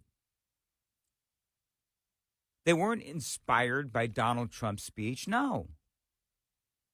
But don't let that get in the way of a good attack line, of course, from Kamala Harris and the rest of the media. He sent a mob, an armed mob, to the United States Capitol. I mean, you can just put that right there with all of the other lies that Kamala Harris and the media and the Democrats tell about Donald Trump. I mean, if I wanted to do a show where I debunked all of the lies that the media and Kamala Harris and all these folks tell about Donald Trump, I mean, it would take the entire 5-hour program here on Red Eye Radio. I mean, one of the things there's two lies that she keeps telling. Well, that's three. That is another lie. There's three lies that they keep telling. Obviously, the one that she told just there. There's also the lie about Project 2025. How many times are they going to bring up Project 2025 and how this is Donald Trump's agenda? It's not. That is not Donald Trump's agenda. As a matter of fact, that is an agenda that was put together by the Heritage Foundation. And Donald Trump has disavowed it. He has even said, I don't even know what's in the damn thing. But they keep telling me that it's mine. And so the people on the left will say, well, people that were associated with Donald Trump put that together. Well, okay, but that doesn't mean that he has anything to do with it.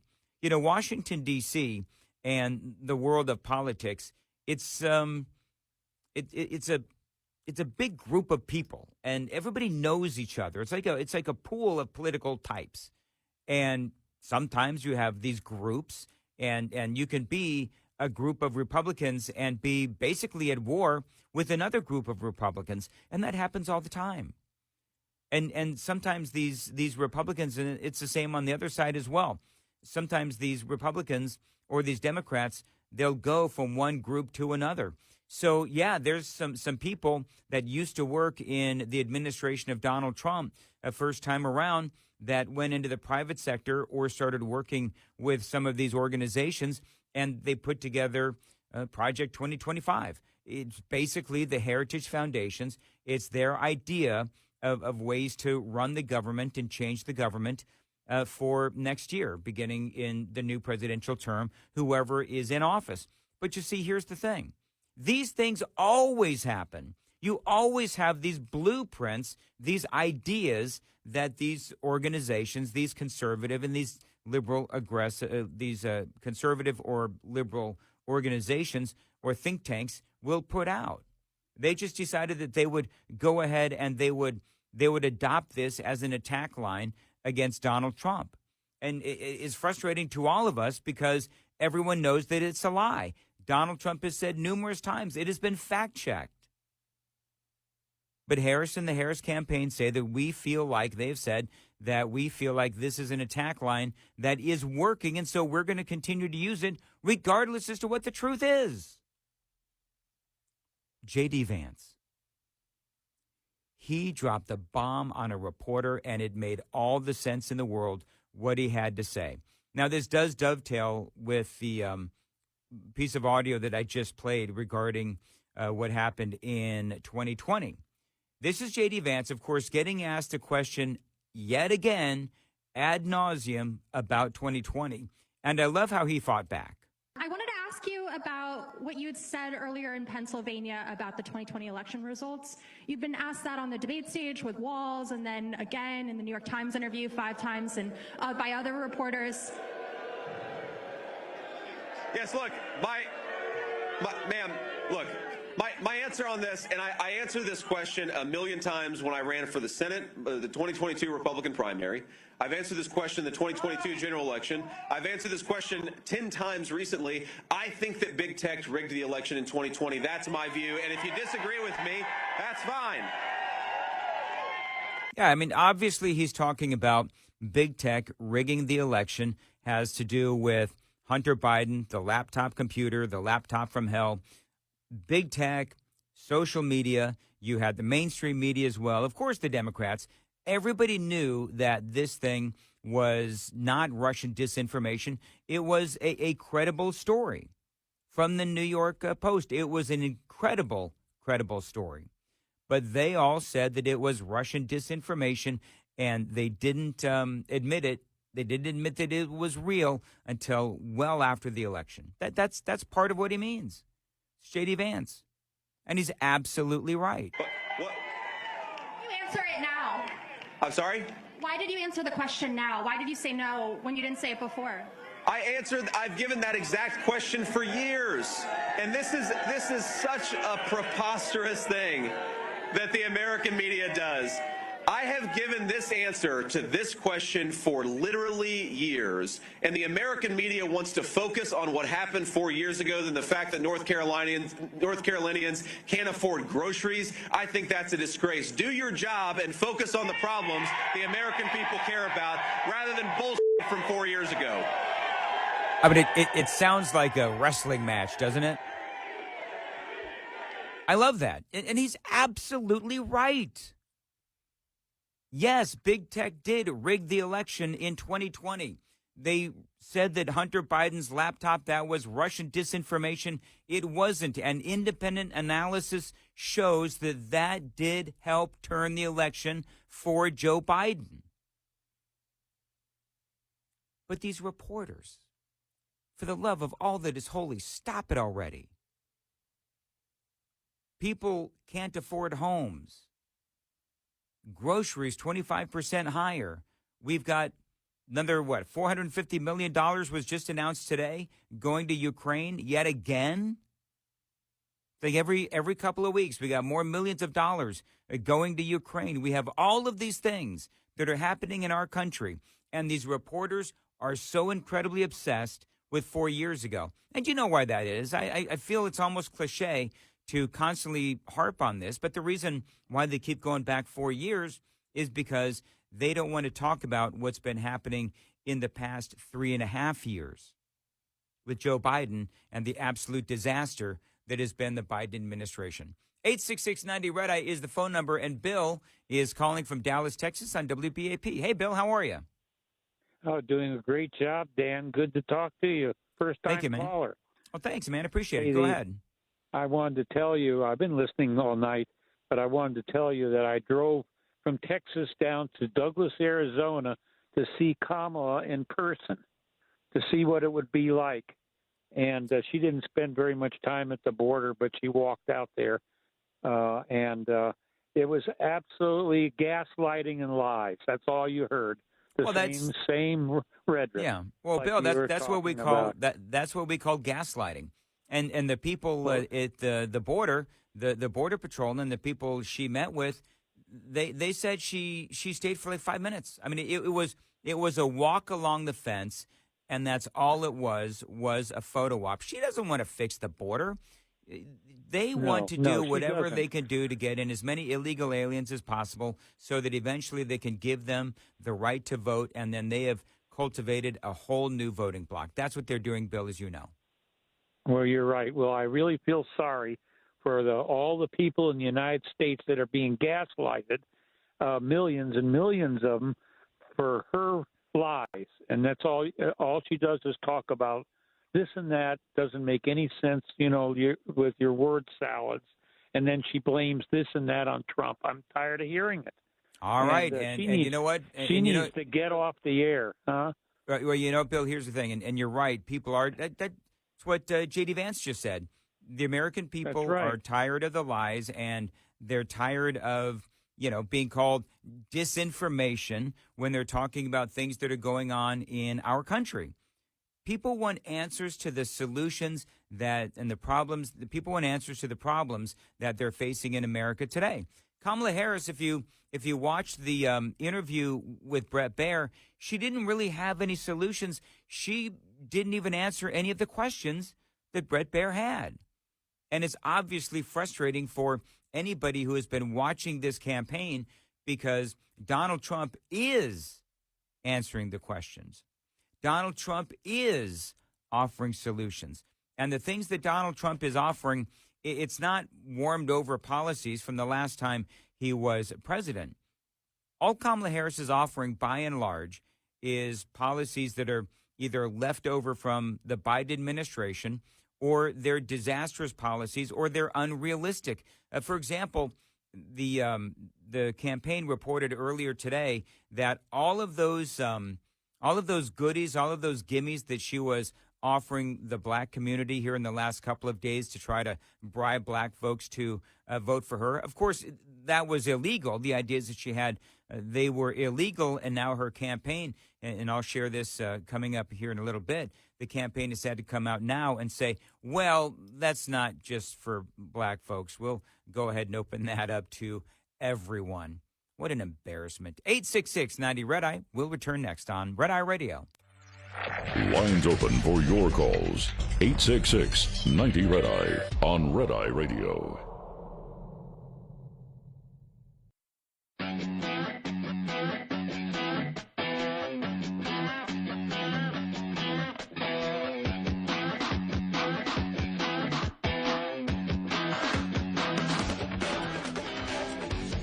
Red Eye Radio, 866-90-RED-EYE, 866-907-3339. Yeah, there's, I'm going to go ahead and tweet this out. I'm going to go ahead and send this out on my X feed. Everybody wants to know what Joe Biden and Barack Obama were talking about at Ethel Kennedy's funeral. And there's a headline in the Daily Mail.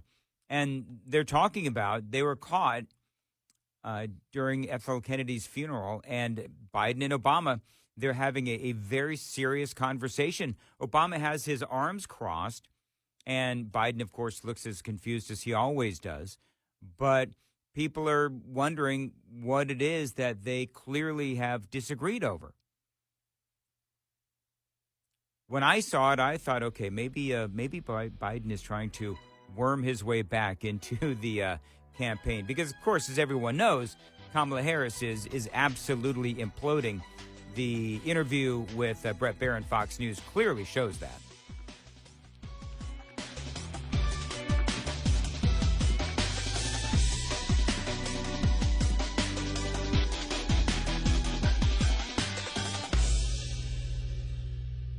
This is Red Eye Radio on Westwood One.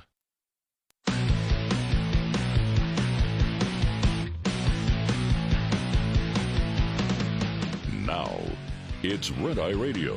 Talk about everything from politics to social issues and news of the day. Whether you're up late or you're just starting your day, welcome to the show. From the Uniden America Studios. For Gary McNamara and Eric Harley, Dan Mandis. This is Red Eye Radio. 866-90 Red Eye is the phone number, 866-907-3339. And I am hitting repost right now on a story, I think it was last night or the night before.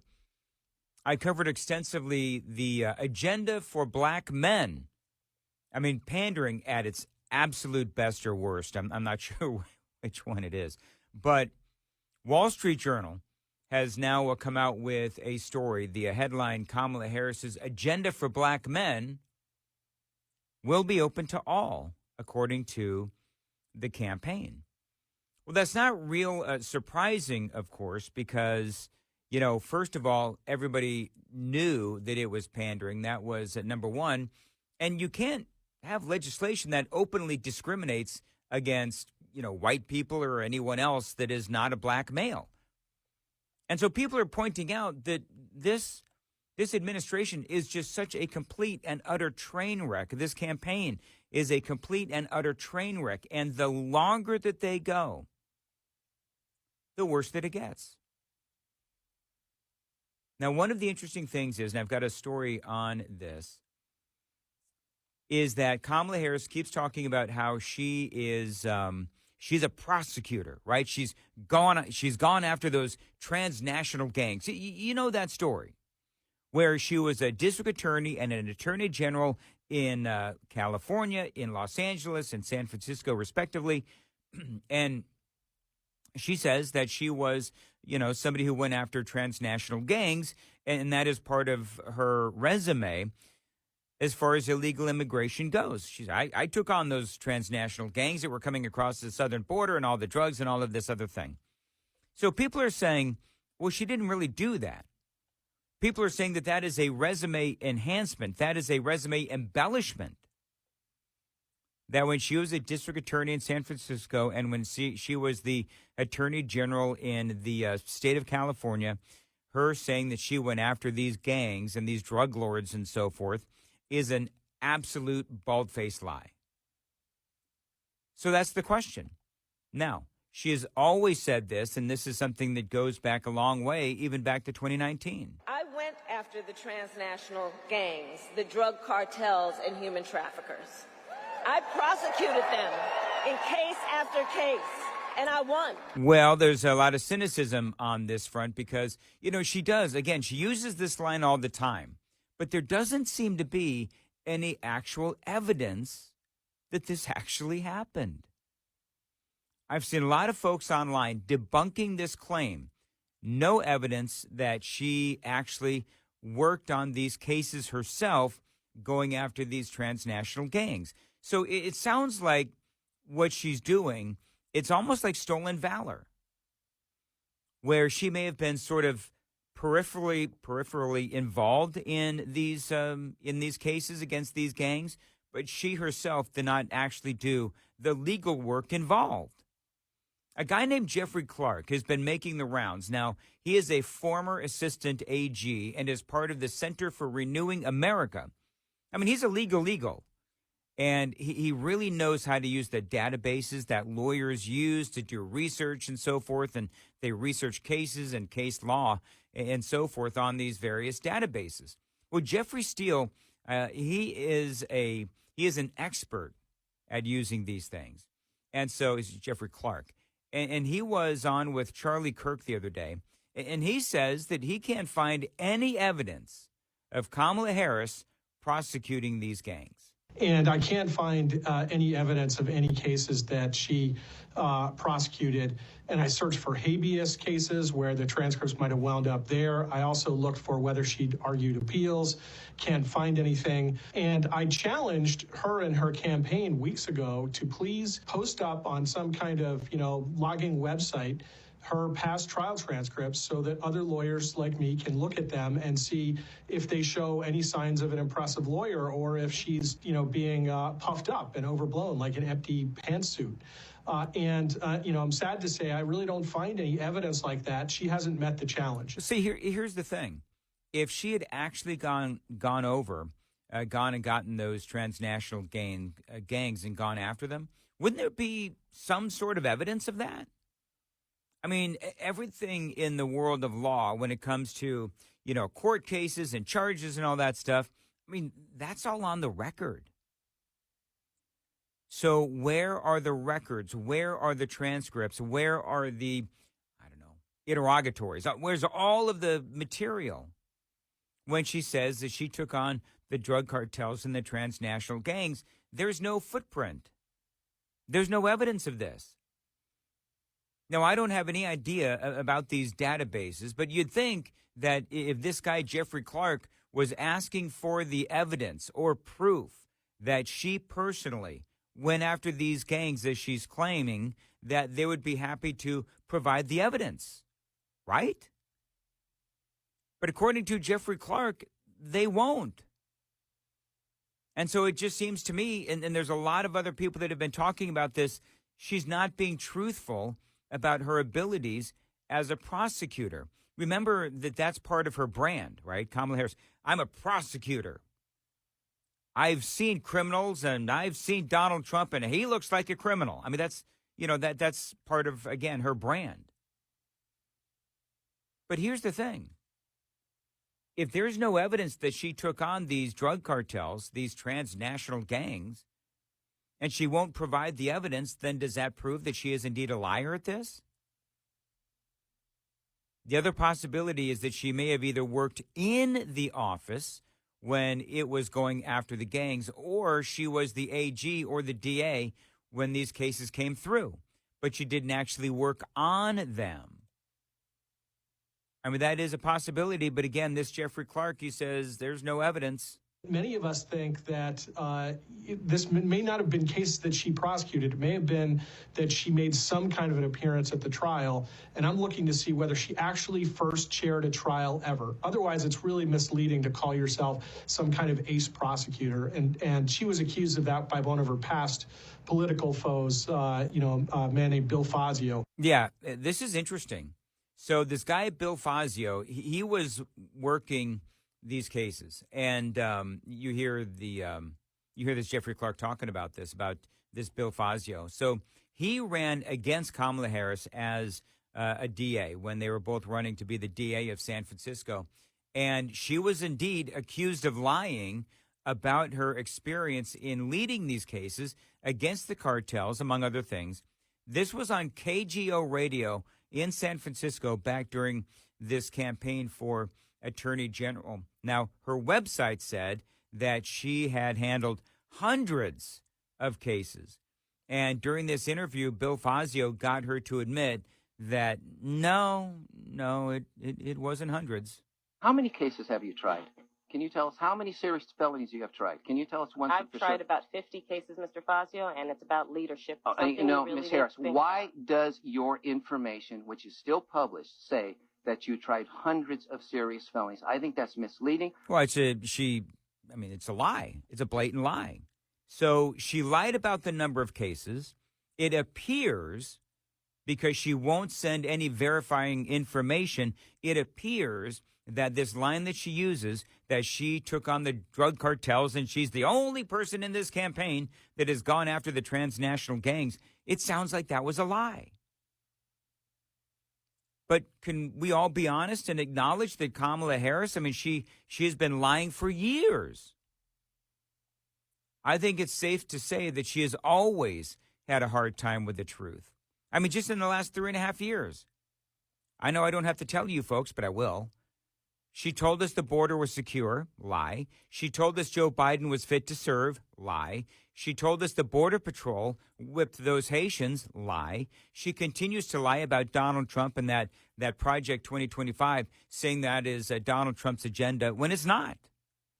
She has said that many, many times. And so the more that she goes down this road of, how she's the prosecutor, she's gone after these folks, well, clearly it's not true. And so now I guess the question is, at what point do you call her out? At what point does Donald Trump say, hey, can you prove that you actually did go after these transnational gangs? There was a sheriff There was a sheriff in California. His name was Mike Maddow, and he was actually featured in one of Kamala Harris's ads where she was trying to frame herself as this big-time prosecutor. And he actually told Laura Ingraham that she came in literally for the photo op when she was attorney general, but it was local cops that did the work. It was local cops that put their lives on the line with this investigation. All she did was breeze in for the photo op, and then she left. Guy says that she didn't even shake hands with the law enforcement officers that were there and did the work. So, again, it feels like it's a little bit like stolen valor. Phone number is 866-90-RED-EYE, 866-90-RED-EYE. This is Brian calling from Ohio on Red Eye Radio. Brian, thanks for calling in. Go ahead. Oh, I'm sorry. Hey, it's Bryn on Red Eye Radio, not Brian. Bryn. Hey, Bryn, how are you? I'm good, Dan. How are you? Well, apparently I need new glasses. Go ahead. Thanks for calling in. I am absolutely disgusted with all the money that we are sending over to Ukraine. Another 425 has been announced today. I know, but yet seniors are supposed to get by with what little they hand out. And now I guess this year we're going to get about a 2.5% increase, which will average out, I think they said, to about $50. And on top of that, the Medicare is going to go up. And the copays and the deductibles and everything are so high that many seniors can't afford to get the tests they need or the operations they need. There's no dental insurance, so we have seniors walking around with really bad teeth, some that need replaced. They can't get that done. It's just amazing how the seniors, Joe Biden promised $200 a month to the seniors if he were elected. Well, after he got elected, he just forgot about it because there hasn't been one thing said about it since then. And seniors are hurting. Well, and the other thing that I would the other thing, Bryn, that I would say, not only did he renege on that promise, but because of all of the inflation and the higher grocery prices, you folks are hurting more than ever on a fixed income. Oh, it's unbelievable. And these prices, these prescription prices he keeps saying he's bringing down, he negotiated for 10 drugs. 10 drugs. I mean, that's nothing. Yeah. Seniors are on so many drugs, and the costs are so high that they are literally deciding, do I eat or do I take my medicine? It's terrible. We have homeless vets, disabled vets that aren't being helped. We have hurricane victims that could not afford insurance on their homes, and their homes are destroyed. So now what do? Bryn, let me ask you. America is not first with them. No, it's not. Bryn, let me ask you this. When you speak to your senior friends, do they understand that there's a problem, and do you think that they're going to be motivated to vote? All of my senior friends are voting for Donald Trump. Yeah. Well, hopefully then things will change. I am still in touch with many of the seniors, of the kids that I went to school with and graduated with back in 1968. And every one of them are saying the same thing. There's a handful that are, that live in California that are going to vote the other way. But all of them that I am really friends with and that I know really well, they cannot stand the Democratic Party. They wouldn't vote for them. They would not vote if that's all they could vote for. Yeah. Well, Bryn, I'll tell you what. I appreciate the call, and my heart goes out to you. I mean, the tales of human suffering. I know that we talk about, talk radio, and so we speak about politics and we talk about things that are going on, but there's real victims. There is real victims of the Biden administration. Earlier today, a guy called up, sad story. And he had said that his son died after accidentally, it was Wesley. and his son passed away after accidentally ingesting fentanyl. And that fentanyl, of course, coming across the southern border, and it was given to Wesley's son by an illegal alien. He thought it was a Xanax, but it was actually laced with a bunch of fentanyl. So you had this fentanyl given to Wesley's son by an illegal alien, and Wesley's son unfortunately passed away. That is a victim of the Harris and Biden administration. Now you just heard Dear Bren, senior citizen. She's having a hard time getting by. She's having a hard time affording groceries. And Joe Biden said that he would help the seniors if he was elected president. That, of course, turned out to be yet another lie. And it seems to me like the only thing that the Biden administration is good at is lying. 866-90-RED-EYE is a phone number, 866-907-3339. My name is Dan Mandis, and for Gary and Eric, this is Red Eye Radio. Brought to you by Hot Shot Secret. Hi, I'm Jen Loomis, a transport safety expert at JJ Keller, and I'm here to share a tip on speed and space management. Due to safety concerns, many motor carriers have policies that limit or prohibit the use of cruise control. If your motor carrier does allow you to use cruise control, you should only use it in good driving conditions during daylight hours and on roads that have light traffic, few curves or hills, and a consistent speed limit. Never use cruise control when operating in adverse driving conditions, including wet, icy, or slippery roads, during rush hour in heavy traffic or on congested highways, at night, or when you're tired or fatigued. During all of these driving scenarios, you want to be controlling and adjusting your speed as you drive instead of having to suddenly brake if you encounter an obstacle. In the case of a slippery road surface, you want to be able to slow your vehicle by not accelerating instead of using the brakes whenever possible. This tip was brought to you by JJ Keller and Associates. Visit us at jjkeller.com. Get in touch with Red Eye Radio, toll free at 866-90-RED-EYE.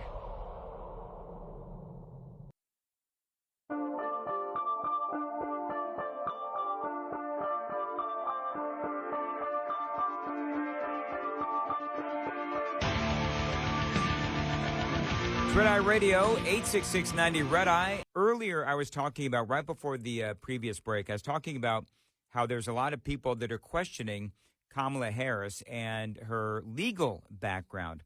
And has she actually prosecuted the number of cases that she claims to have prosecuted?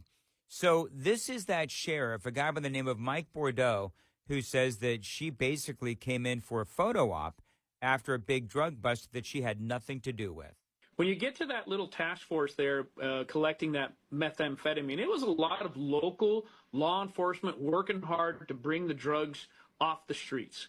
In that particular situation, she came in, she didn't even shake law enforcement's hand, she did the soundbite, and she left. You know what I'm noticing? Can I just say this? There's a lot of commonalities in regards to Kamala Harris's character. It seems like she's just not a very nice person. That is proof.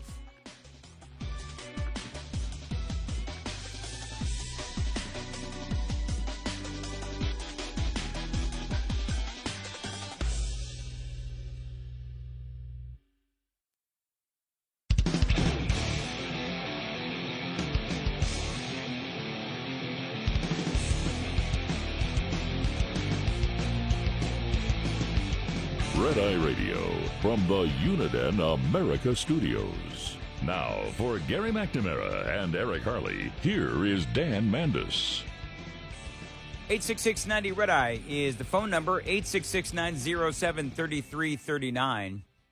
By the way, just to let you know that I know, MSNBC's Rachel Maddow drops fresh claim about Donald Trump and Stormy Daniels.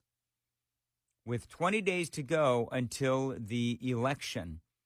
You know what, friends? I'm not even going to bother because I'm just, for me, there's some folks that have credibility and there's some folks that don't and simply don't deserve to be listened to. Rachel Maddow is in that latter category. To drop something, and I'm going to air quote this, fresh and new about Stormy Daniels, of all people and of all issues, 20 days or so before the election, really she's just pandering to her audience. And I don't think anybody really takes anything that Rachel Maddow says as with any kind of credibility. 866-90-RED-EYE is the phone number, 866-907-3339. All right, so I've recovered now from the first airing of this audio between Bret Baier and Kamala Harris in this big interview that, of course, happened last night. I'm going to play you some of the more relevant audio bites. And I think that one of the things that Bret Baier did that was really impactful and effective is he really tried to work it so that he could get her to answer a question. Now, what I've been saying all night is that it's clear that, try as he might, he was not able to get Kamala Harris to answer any questions. For example, he did ask her about illegal immigration, but again, note that she never actually answered the question. You know, voters tell pollsters all over the country and here in Pennsylvania that immigration is one of the key issues that they're looking at this election, and specifically the influx of illegal immigrants from more than 150 countries. How many illegal immigrants would you estimate your administration has released into the country over the last 3.5 years? Now, I want you to listen, and listen very closely, because she never actually answers the question. Well, I'm glad you raised the issue of immigration, because I agree with you. It is a topic of discussion that people want to rightly have. And you know what I'm going to talk about. Yeah, but right do you, now, just a number. Do you think it's 1 million, 3 million? Brett, let's just get to the point. Okay, the point is that we have a broken immigration system that needs to be repaired. So your Homeland Security Secretary said that 85% of apprehensions. I'm not finished. We have it's a rough estimate of 6 million people have been released into the country. And let me just finish. I'll get to the question. I promise you. I was beginning to answer. And when see, here's the problem, though.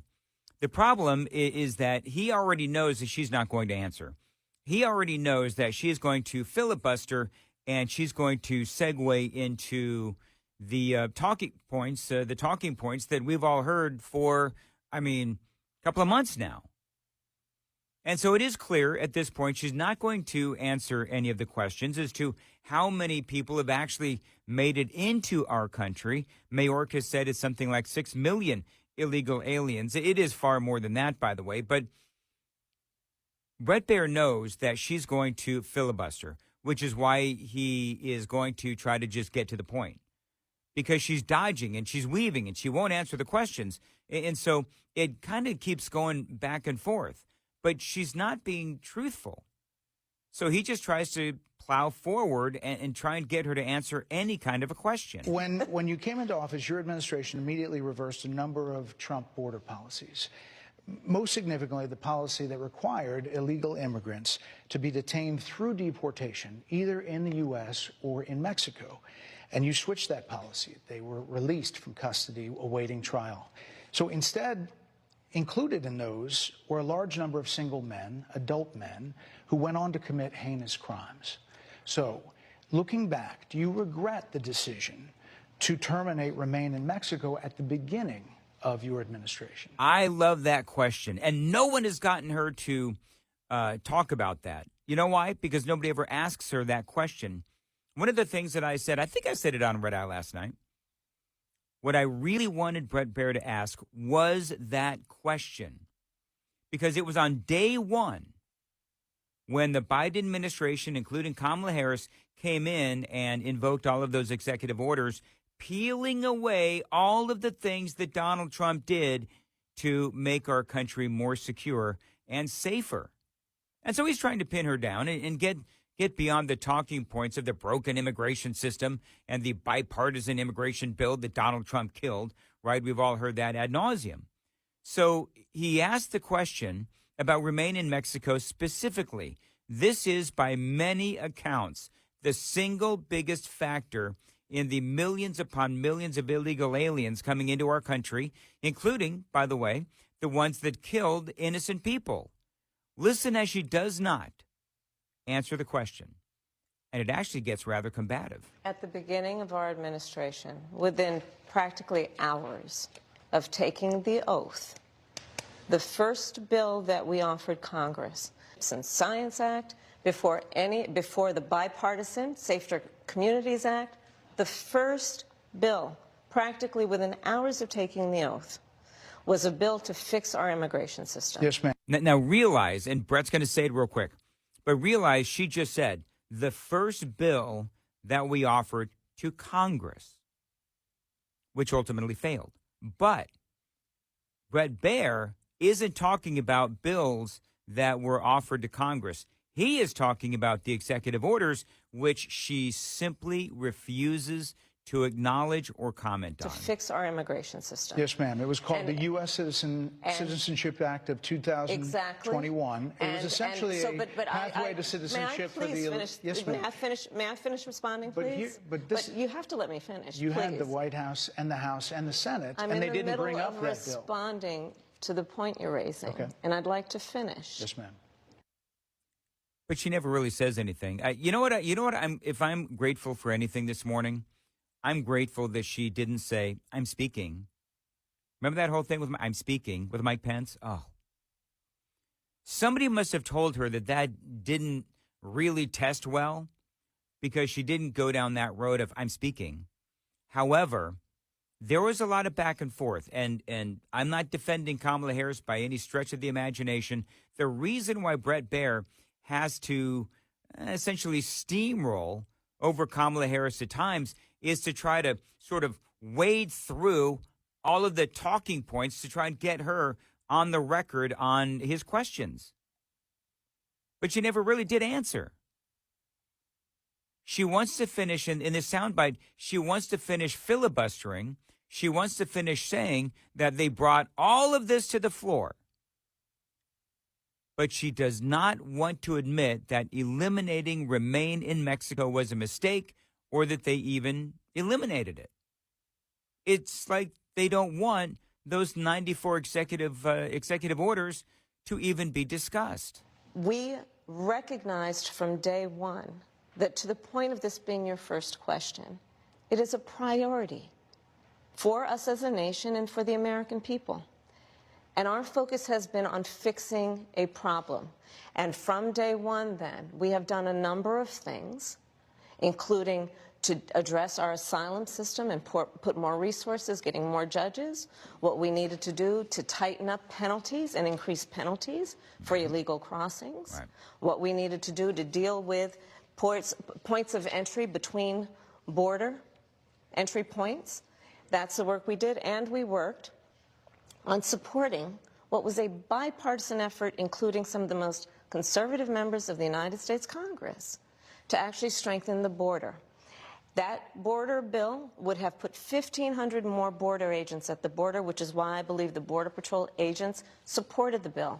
It would have allowed us to stem the flow of fentanyl coming into the United States, which is a scourge affecting people of every background, every geographic location in our country, killing people. Right, but it didn't pass. And the reason it didn't pass wasn't because of Donald Trump. Like she keeps trying to sell the American people, oh, look, another Kamala Harris lie. No. You had a whole bunch of Democrats that did not vote for it as well. So again, the most important part of this monologue is that Kamala Harris refuses to admit that on day one and beyond, Joe Biden had 94 total executive orders that eliminated all the border protections that Donald Trump had in place. And the things that she is talking about, more judges and all of that, that was more about widening that pathway to citizenship. One other thing. You listen very closely to this next cut.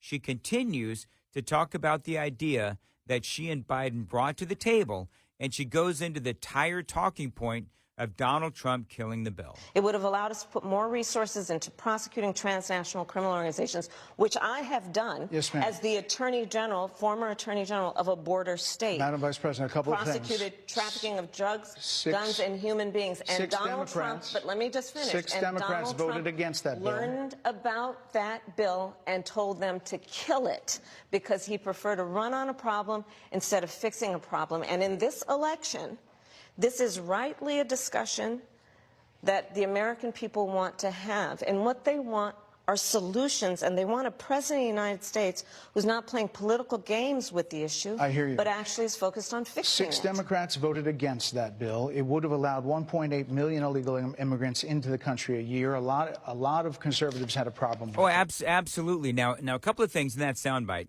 You heard her talking about how she is claiming that she took on the drug cartels and all that. Earlier in the program, I told you the story about how there's a lot of people that are talking about how there's no evidence that she went after or worked on any cases involving the drug cartels or these transnational gangs. There's no evidence at all. And so that's also got to be part of the dialogue, especially since she was so passionate about trying to bring it up last night. But to Bret Baier's point, why did that, and I'm air quoting this, bipartisan Senate bill regarding illegal immigration, why didn't it pass? Well, you just heard Bret Baier say, number one, it would codify catch and release. It would let in almost 2 million illegals every single year. It would fund sanctuary cities. It would fund the NGOs that move illegals across the country and across the border. I told you about that last night. It would have taxpayer funding of the lawyers for these illegals. They would get work permits. There's nothing to deport the illegals in the bill. No funds to build the wall. Weak asylum screening. And it also included $60 billion for Ukraine. That's not me talking. That's Byron Donalds, a congressman out of the state of Florida. And he tweeted all this out. And he's absolutely right. So she sits here and she says, and this is important for you to know. She sits here and she says that this was a great border bill that was bipartisan. The most conservative Republicans in the United States Senate negotiated this. I'm just telling you that was the end result. And no self-respecting Republican would support that kind of a bill. Now, this next clip, do I have time to do this here? I think I do. All right. No, I don't. I don't have time. I really want to play this next audio clip, which I will, coming up. It's Red Eye Radio, 866-90-RED-EYE, 866-907-3339. Dan Mandis for Gary and Eric. It's Red Eye Radio. Lines open for your calls. 866-90-RED-EYE on Red Eye Radio.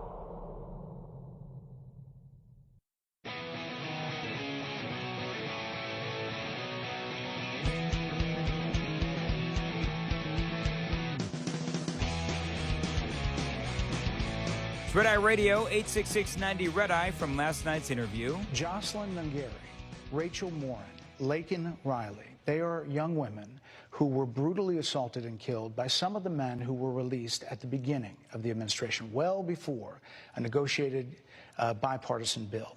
Former President Clinton actually referred to Laken Riley Sunday, campaigning for you in Georgia, saying if those men had been properly vetted, Laken Riley probably would not have been killed.